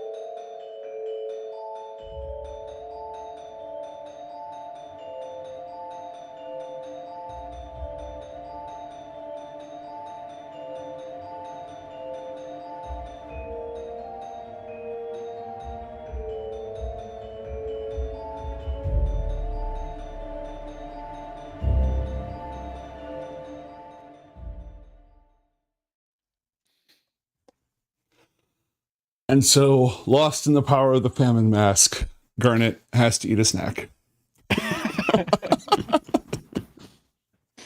Welcome back to Book of Dawn, Ioth Academy, episode 180. Our heroes have a theory which I can neither confirm nor deny about the origins of one of their original, oldest, and most pernicious of foes, Despair's Herald. Having accidentally been exposed to his current machinations, or some sort of hallucination thereof, by Garnet's frustrated attempt to give a giant nightmares.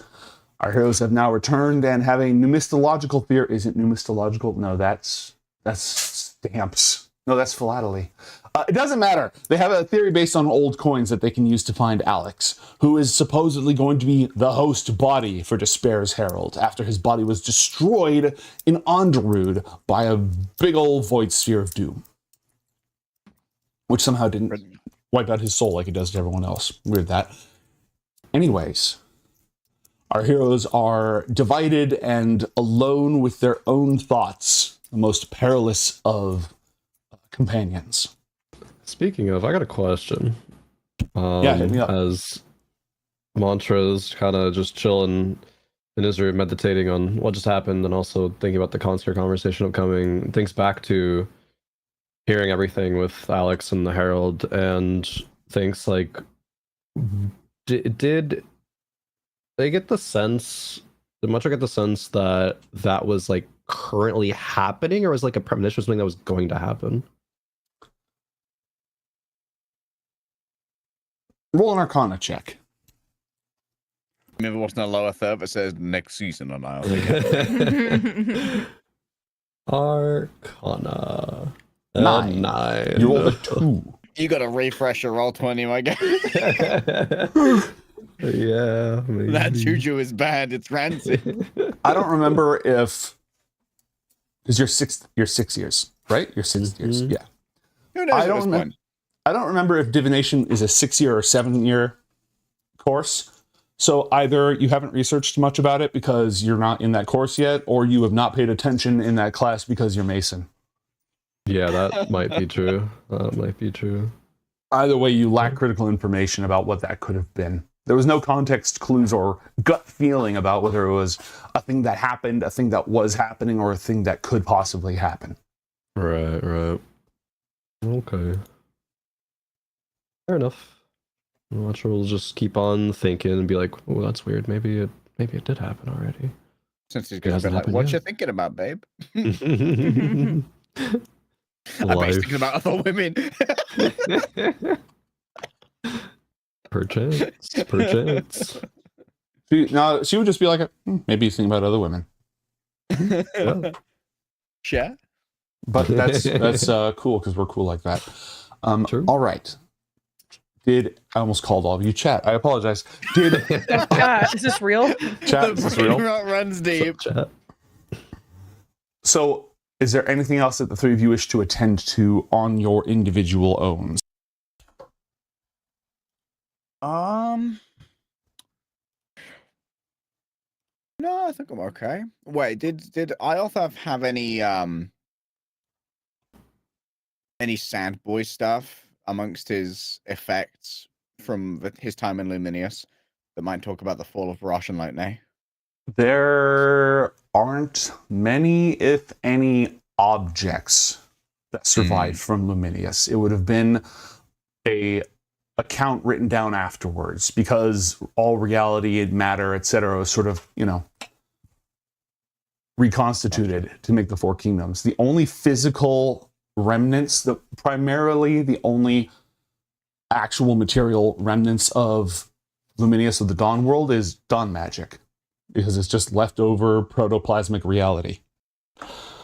That being said, Barash and Lotne, definitely their story, a lot of the songs about them and stuff, I often kept that stuff around. You absolutely would have found references to it, poems, songs, art, etc. It didn't seem like an obsession of his. Well, roll an insight check. Any annotations? No annotations, certainly no annotations. And he was an enigmatic mind. You're not able to get anything else into that. What sort of thing would you be looking for? Just wondering about his potential relationship to them, given that Ioth's kind of in the mix there now. Roll an investigation check.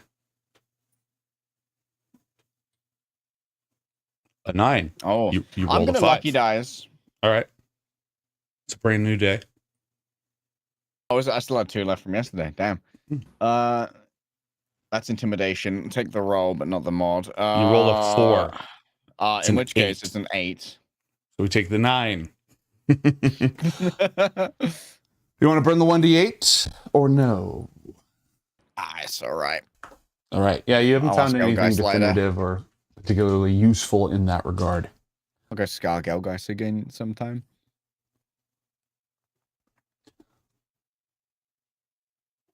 I would like to offer to the party the conversation. It doesn't have to happen immediately, but I would like to offer this session the agreed upon meeting with Conscare.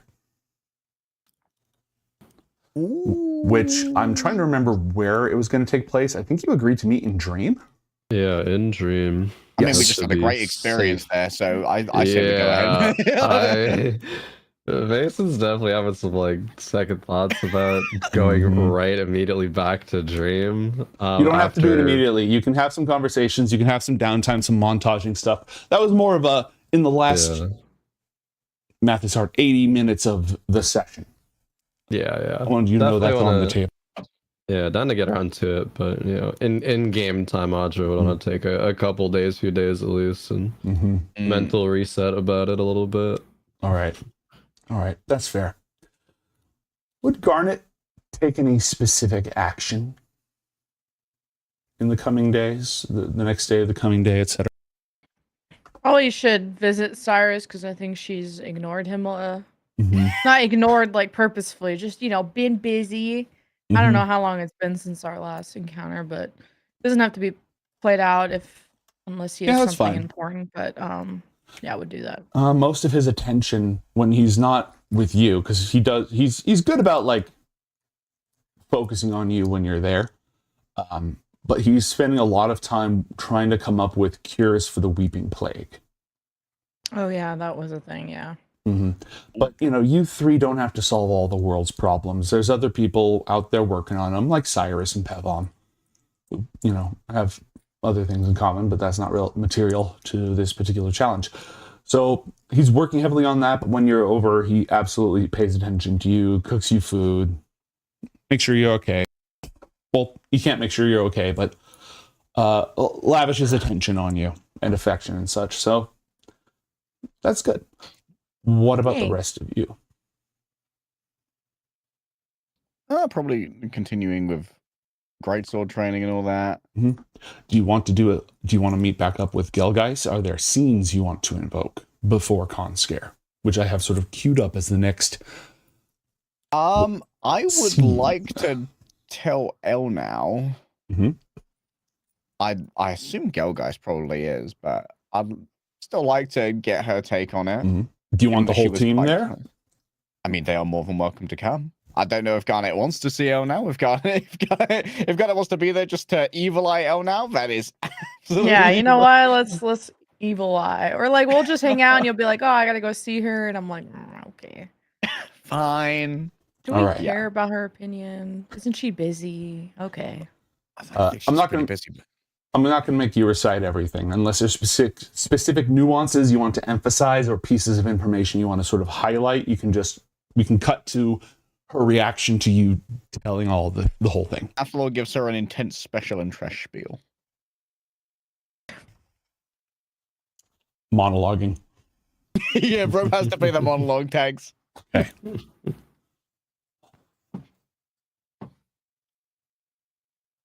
Interesting. Okay. Hello, Bean. You have returned. You have awakened from your slumber. Wants face now. She takes a moment to go over all this and says, all right, I understand the implications of this on a planar scale. Actually, no, that's actually wrong. I don't understand the full ramifications of this. We're all in agreement that it's best for the Herald not to have a body, because as much as he messes with our minds and uses his psychic influence, he is also an extremely practiced spellcaster, which he can't do without hands. So we're all in agreement that we don't want this to happen. For that reason, let alone all the other ones, right? Yes, and like in the grand scale of killing infernals, I think nipping one in the bud is probably the best starting point we're going to find. Yes. Killing infernals. Athalor, it is not the official goal of Ioth Academy to kill all of the infernals. She looks over briefly at Garnet and then back to you. Well, I'm not the headmaster of Ioth Academy. Not because it's undesirable,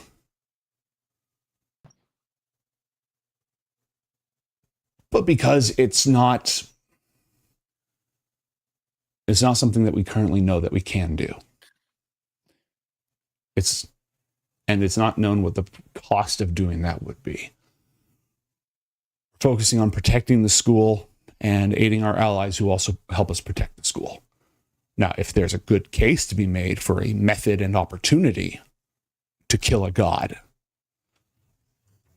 another god, a third god, if there is an opportunity to kill a third god, we'll absolutely take it.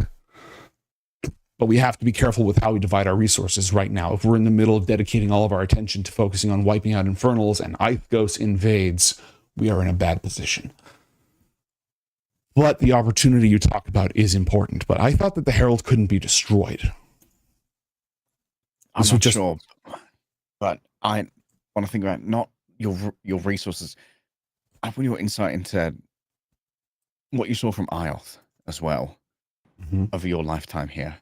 Because whether we like it or not, Ioth is also in the mix of Barash and Lotne after being taken into that book and then being simultaneously destroyed alongside Alex.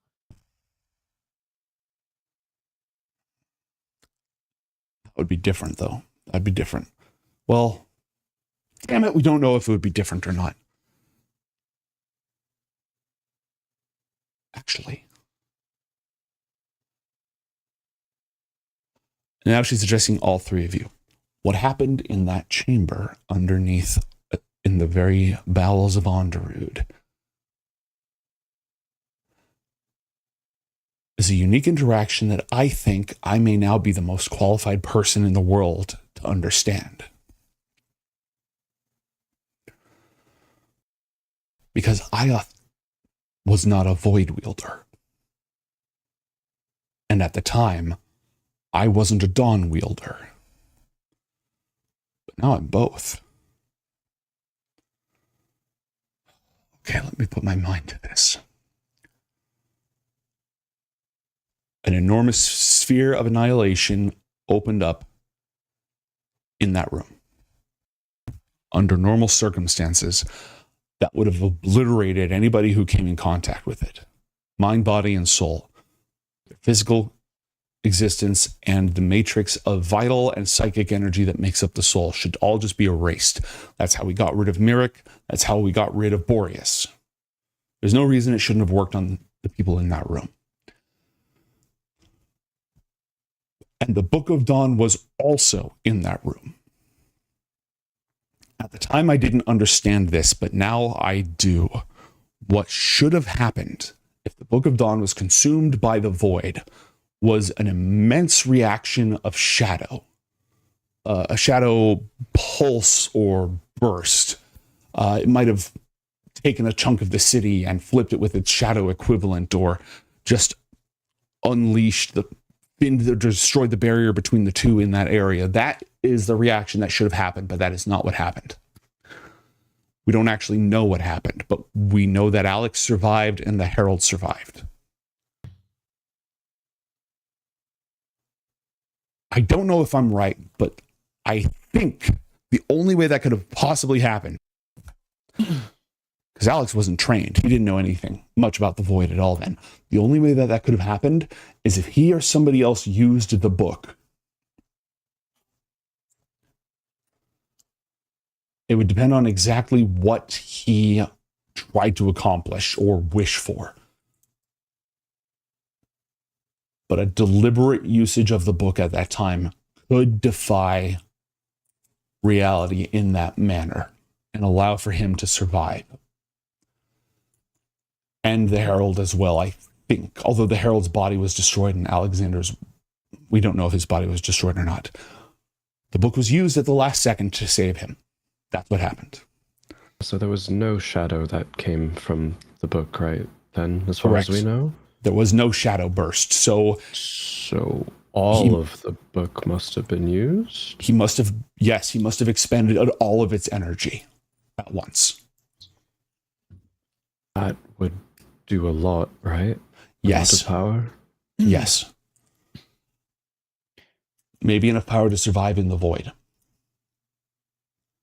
Which Garnet's mind was sent there, but not her body. Weird minutia. Number one, do shadow people, like, say, do they have souls? No. Unless Lerkele might have a soul. Little infusion of vital energy can change a lot. Go ahead. In their recital, there seemed to be the implication that there was a body without a soul. Interesting. And when Void and Dawn meet,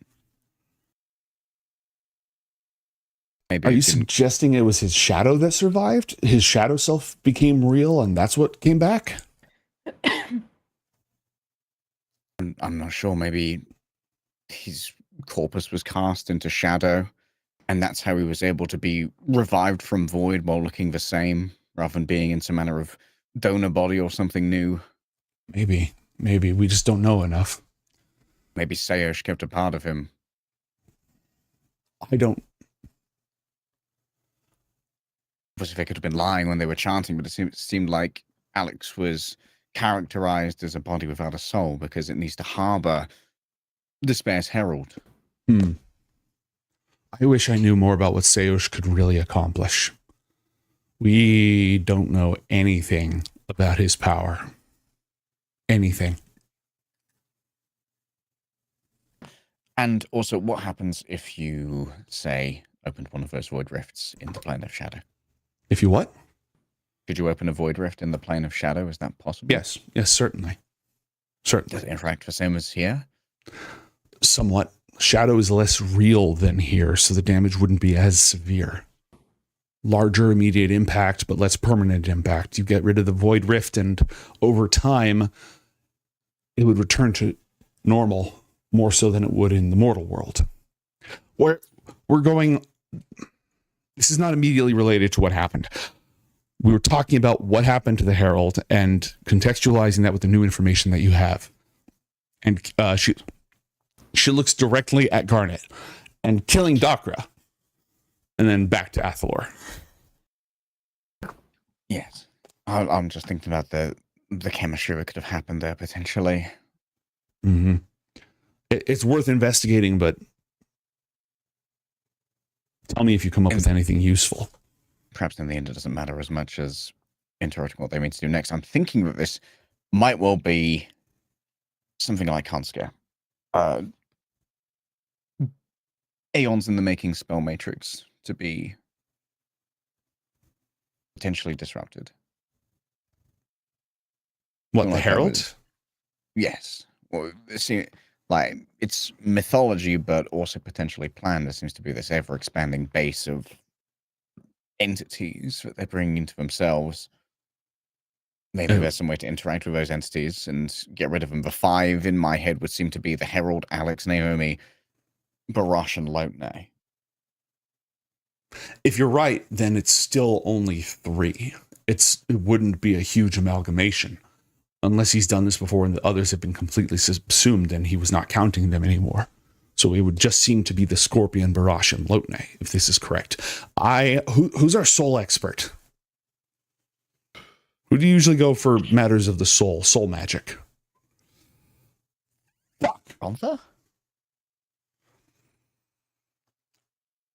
I know who the expert is on that stuff. Tartlemore.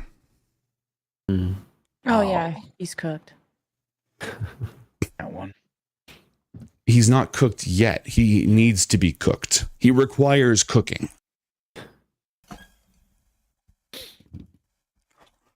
Because you all did a lot of research into this when you were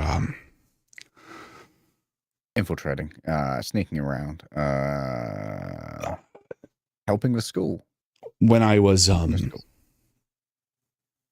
yeah, you researched souls when I was, so maybe you've learned something useful in that regard. But if that knowledge has limits that you run into, Tartlemore would know more about this. And I know we got a lot of his notes, but we didn't get everything, and we don't have the Lich himself anymore. Somebody decided to waste all your effort. I mean, maybe finding Alex will find clues as to where Tartlemore is as well. Maybe. What I have to decide is what we are going to focus on. We have this business with Conscare that needs dealing. And we have this threat of the Herald getting a new body, which is something that we want to prevent, but I don't know when it's going to happen or what it would take to stop it yet. I just don't know enough to make a good decision as the Archmage. I think this might be a delegate the Gelgeist case. Yeah, probably. Probably. All right. I will need a report from Gelgeist on this. And you already talked to Untermaler, and he's dealing with this coinage thing, which could give us some clue of where, because unless we know where they are and where this supposed ritual is supposed to go down, what are we going to do about it? The Herald has proven, all the Infernals have proven extremely resilient to divination magic. And a lot of magic. So it's not as simple as just scrying on them. If Alex is in the Herald's presence all the time or under his protection, he would also be blocked. But maybe there's a time where he's separate enough for us to get a ping. I will put the Tower of Divination on this. They are kind of spread in a lot of different directions. This is important. They can work on this as well. Other than that, I don't know what else there is to do aside from continue research and spying and collecting information. And maybe killing Dakra. Any Ioth diaries around I could have a read of?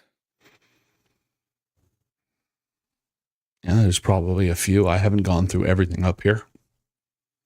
Any early journals might give some good insights into the emergence era of the Herald.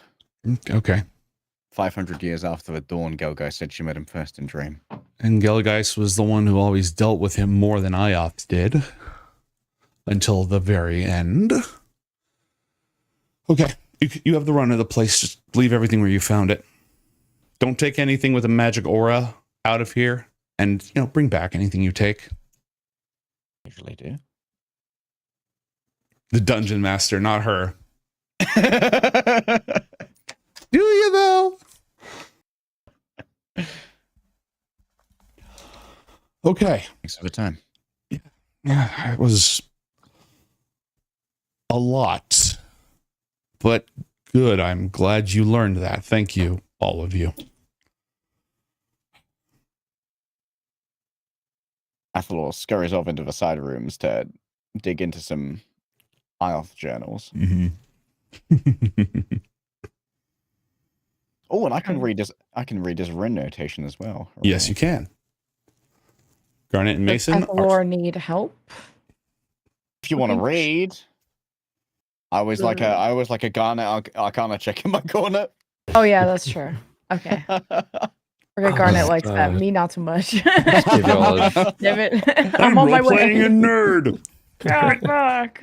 I'll put a little soak on the ground if you all need it. That'll be my contribution. One little busted ass spell, but it's fine. Yeah, I figure Athel will just give Garnet one of the oldest looking journals here to see if they can find any reference to Barash and Lotnay. We shall maybe the early travels. We shall start with an investigation check. Okay. From who? Circle down. Everyone? Whoever has the highest modifier. I believe that would be Garnet. 20 intelligence. You may have assistance. Have the assistance of your allies on this, and may therefore roll with advantage. Nice. The Also, 19. and you get 1d4 from guidance as well. And a +5. 24. Or at least 25. 25. 25. There we go. Okay. You find, Ioth didn't keep really extensive journals. A lot of information he just kept in his own head. What he did do, though, was collect other people's journals and information, so on and so forth. A fellow klepto. I mean, he had perfect recall, so he didn't need to write his shit down. Fucking wizards. Well, fucking children of Luminius, they're practically demigods. And what specific topic are you researching? Refresh me, please, with your 25 investigation. I think this is mostly other Luminians, either survivors of the dawn or the aftermath of the fall. Okay. So, you learn a few things during your investigation, during your science montage, your research montage. First off, you learn that Ioth and Gelgeis and all of Ioth's companions abandoned the city before it fell. This is not something that Ioth ever wrote about himself. It's not always phrased as abandonment. But most of the surviving children of Luminius bailed before the final battle, before Uzul stormed its gates and devoured its light.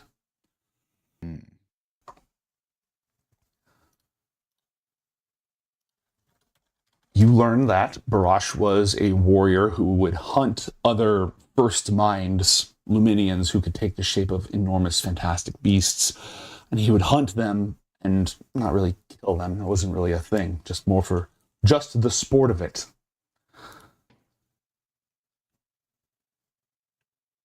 And let's see. You read about the 3 great barriers of Luminius that Lotne conjured. There weren't wizards back then. There were just people with really powerful wills and bright minds who were very good at shaping reality.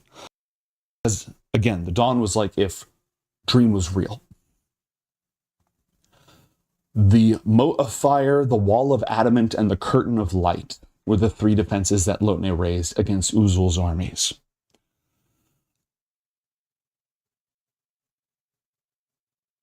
There are not a lot of details about the Scorpion. The only people who knew of him were those who existed during the dawn, because he died before the dawn ended. He died during that period. No mortal ever in this reality ever encountered the Scorpion. He is referred to in a couple places as the Old Scorpion, the Demon of Sorrow, and some other names. Any particular references to truth or lies? No. The Scorpion dwelled in the outer dark, lurking and gnawing, and Uzul remembered his cunning. And at the Scorpion's behest, Uzul withdrew his army, and left behind whispers of dark plots. Barash went forward to challenge their power and was ambushed. When Lotne found out, she died. Their bond was so close. You know what, actually, Garnet? This reminds you a little bit of Merrick. This is not necessarily a plot point. It's more of a narrative resonance. Lotne and Barash were so intimately connected that even when they were far apart, they should have been able to sense each other. But even though Barash was ambushed and he didn't die, Lotne felt him die. And then she died as well. Which smacks of the Scorpion cutting off that link or blocking it with his power somehow. Barash killed his way all the way back to Luminius and found that without her defenses, it had fallen and it was destroyed. Barash found the Scorpion hidden over a foul river on a hill in a gray plain, holding Lotne's soul in his claws and taunting Barash for his failure and for how he delivered Luminius to destruction. Barash leapt upon the old Scorpion with a spear of black metal, stabbed the Scorpion through the heart, and the warrior, defender, and the Scorpion all alike fell into the foul river. And that was the last that any of them were heard from. That is where their story ends. Garnet, is there anything more about that spear, the black ones? Does it say Thunin anywhere? You are able to make that connection. It would have been Thinian. You've done research on this in the past. It 100% matches. If it cover Scorpion, it could cover Herald. Or his vessel. And we happen to have one of those weapons around. You have further accounts of the Herald's appearances and sort of putting together a timeline it's very shaky. You have an account of, he's destroyed a few civilizations. He destroyed Kotka's ancestors, basically. He like wiped out that civilization by bringing ruin to the ruling family, bringing war and division to their entire culture, and then bringing in the Krula, these insectoid monsters, to hunt them down and wipe them all out. He seems to have a little hobby, a pattern of using these sort of tactics, the same tactics that the Scorpion used to destroy Luminius, to undo societies, moving from place to place and ostensibly feeding on the sorrow and despair and self-loathing that's caused by their collapse. It seems from the accounts that his mastery of magic was not immediate. He has grown in magical knowledge and power over the ages. Any reference to Arcanoloths? Yes, actually, yes. He must have treated with them as part of his quest for knowledge. Even though as a supernatural entity, he has his own innate power, he also learned spell casting, just like you do. Maybe not just like you do, but along the same lines as you do. And he must have consorted with Arcanoloths as part of that. Other entities, almost certainly. Those big nasty dudes, what are they called? They're not Bjarnoloths. You know what I'm talking about? The giants who fling psychic stuff at you and are very, very scary nasty. Call them science. I'll find them. But yeah, it's not like somebody has sat down and made a timeline. It's more like there's all these little accounts from this culture in the West and this culture in the East and this here and this there that you can sort of put together and say, oh, he was here at this time. He ruined this person's life. He destroyed the civilization. He picked up this neat little bit of necromancy here, so on and so forth. Mm.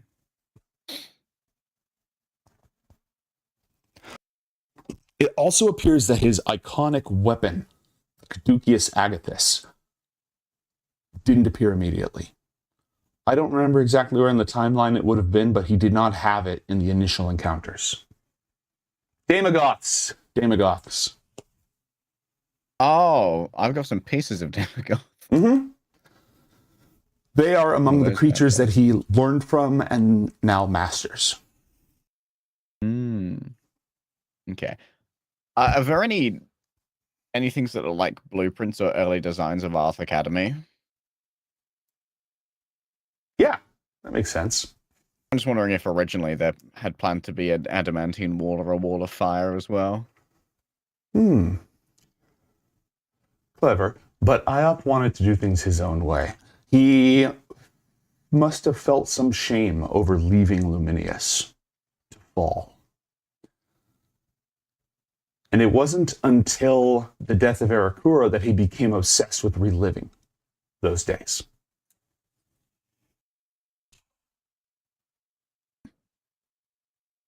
I released Garnet from her book Prison. Was there something else you were trying to, another thread you were trying to pull, or another direction you were trying to go? I don't recall. I may have been special interest monologuing. Just getting some insight into like how the Scorpion went down. Theanun? Yes, Theanun. A Theanun blade, a Theanun spear through his heart. No, a Theanun knife through his heart. Held in Barash's hand, driven through his heart when the Scorpion had Lotne's tortured soul in his clutches.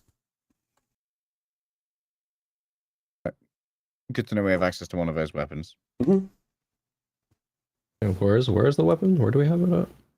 That's my evil sword. Oh, that's okay. It eats souls. It cuts portals between worlds. The most powerful and plot important item that was just part of some dude's stat block. Crazy. Thank you, Garnet's mum, for nearly being assassinated to go to Marazan. All it cost you is your mom actually being assassinated. Yeah. That's enough. Yep. On that delightful note, what else do you want to do before con scare?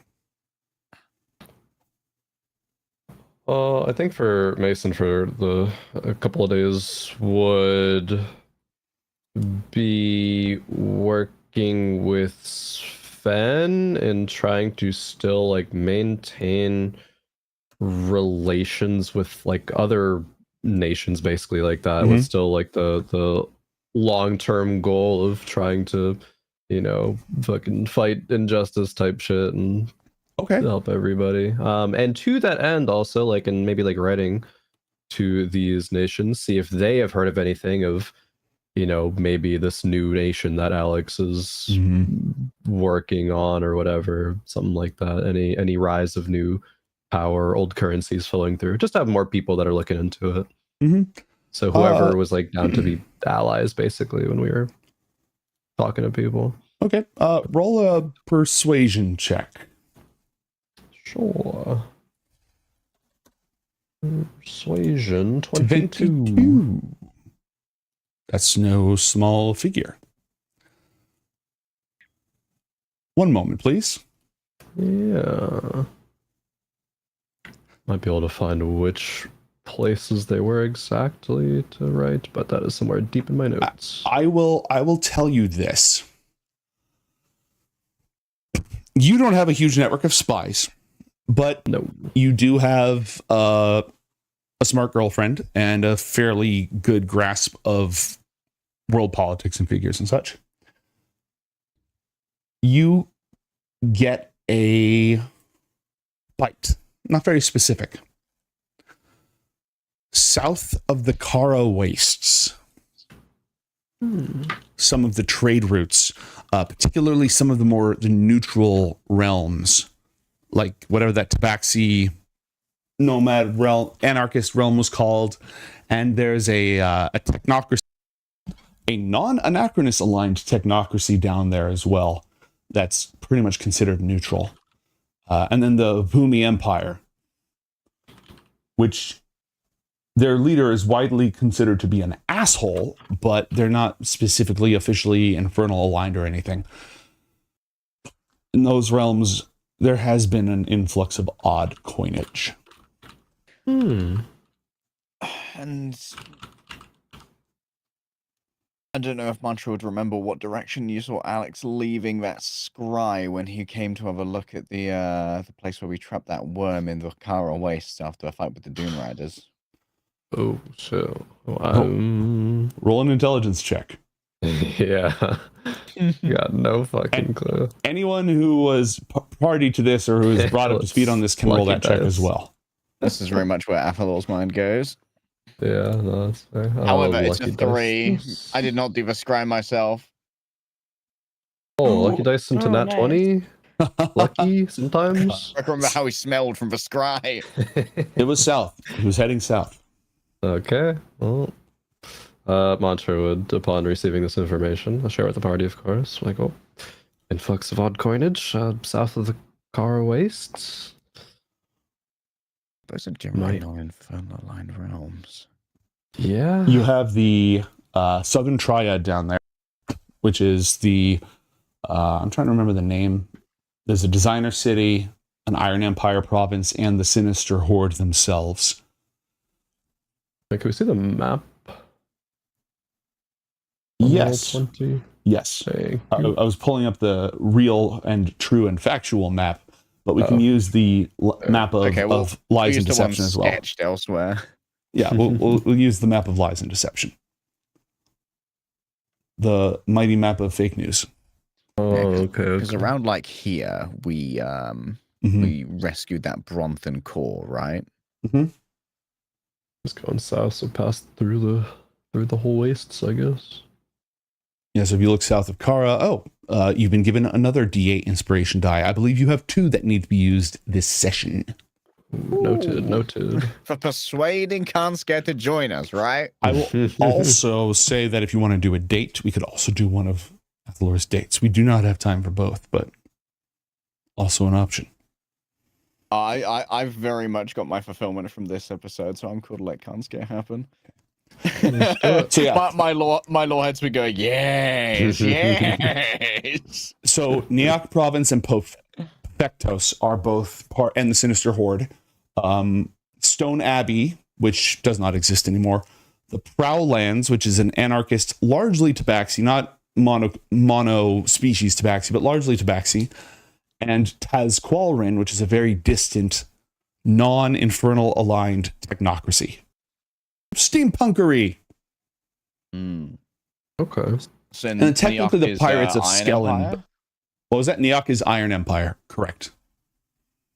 You don't have any And friends there Naramu's to kind write of letters a to. Blasted, crusaded hellscape right now, right? What is? Naramu. There was like a vengeful Yes. crusade going that way. Yes, Naramu is no man's land at the moment because the Naramans all moved to the Dune Riders, and then weird riots broke out and they all got the plague. What happened to Stone Abbey again? Destroyed by the Sinister Horde and their fiendish mercenaries. Sinister Horde. There was rescue. Oh, some people were rescued, including Hennon Brooks' parents, among others. But Stone Abbey basically is no more. Gotcha. What's Boomy? Boomi's a huge empire ruled by basically robber barons. Like they have an emperor. They have a lot of beautiful, very lush land, but the imperial family has an ongoing obsession with Arboretum. They are what's the word? They are seething over Arboretum's wealth and power and renown. So there's a constant sort of shadow war between them. It's not an official war. They're not at war, but like assassins and saboteurs and just, yeah. A Boomy kind of like the pseudo-America breadbasket, big food exporters. Yeah. And big luxury importers. Gotcha. Why is he asking about the socioeconomic policy of this? Because a nerd! They're also politically neutral, so they'll trade with both infernal and non-infernal aligned areas. Gotcha. Any other questions?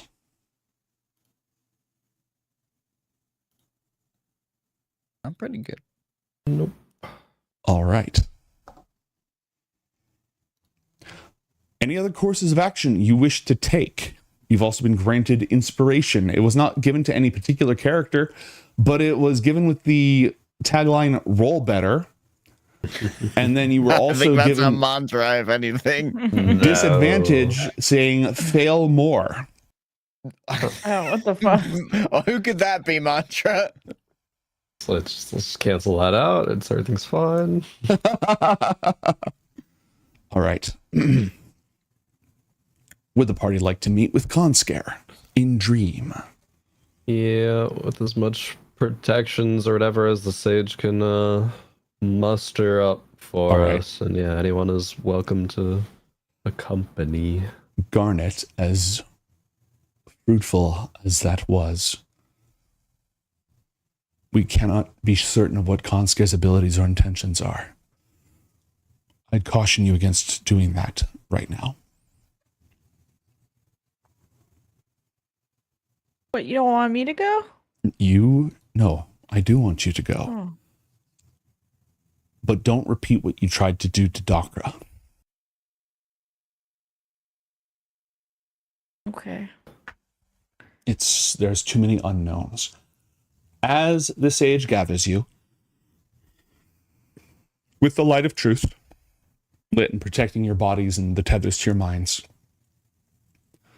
you're once again able to enter a dream state, and you need to decide where to meet insofar as what do you want the space to look like, to be. I want the space to be at the top of that like mountain area, the shrine to Oryx that Mantra has visited a couple of times. I want it to look like that little like plateau area where the shrine is. All right. Let me see if I have that map for Is it this one, or is it an area we don't have a map for? This is like the big gathering council hall. Yeah, I think. Oh, this was like. Oh, okay. This isn't at the top of your mountain. This is at the top of. And I know chat can't see. I'm trying to figure out the right one. I don't think we have a map for it, but this is fine. Okay. For a map. All right then. Let me just clean up the dragon god and a few other pieces real quick. The entire Orixian ruling council, their holy council, vanished. I was just chilling. It's like, what are those? You know, Conscar arrives and is like, what are all those guys doing? Don't worry about them. Worry about me. Don't look at my dragon god. Look at me. By the way, pretend that this is the top of the mountain by his home. You know what? I might have something that could work for the top of the mountain. Hang on. It won't be like a nice shrine. Let me take a look. Let me look at a couple options. where we met with the lass who wanted to be the new Boreas. I did have that thought. Yeah, that seems the most apropos. We'll do that one. Yeah, it's not in the dragon tribes at all, but it has the vibe. That's what's most important. True. We're vibes gamers here. Vibe gaming. Sapar Ziku, the altar of the four winds, which similarly has a bunch of people on it who need to exit stage left. That works. She got to come back. Elnau has not been invited to this meeting. Untermaler has not been invited to this meeting. Elnau is blocked in Garnet's phone right now. I will grab the sage, throw her. Oh, I already changed maps. That's good. Don't go in the moon door, Apple. Stay out of the moon door. Oh. But I wanna. He's gonna. Kazaka's gonna rise to it like Jesus. The map is straight up upside down for me. Oh, I see the moon door at the top of the map. Same.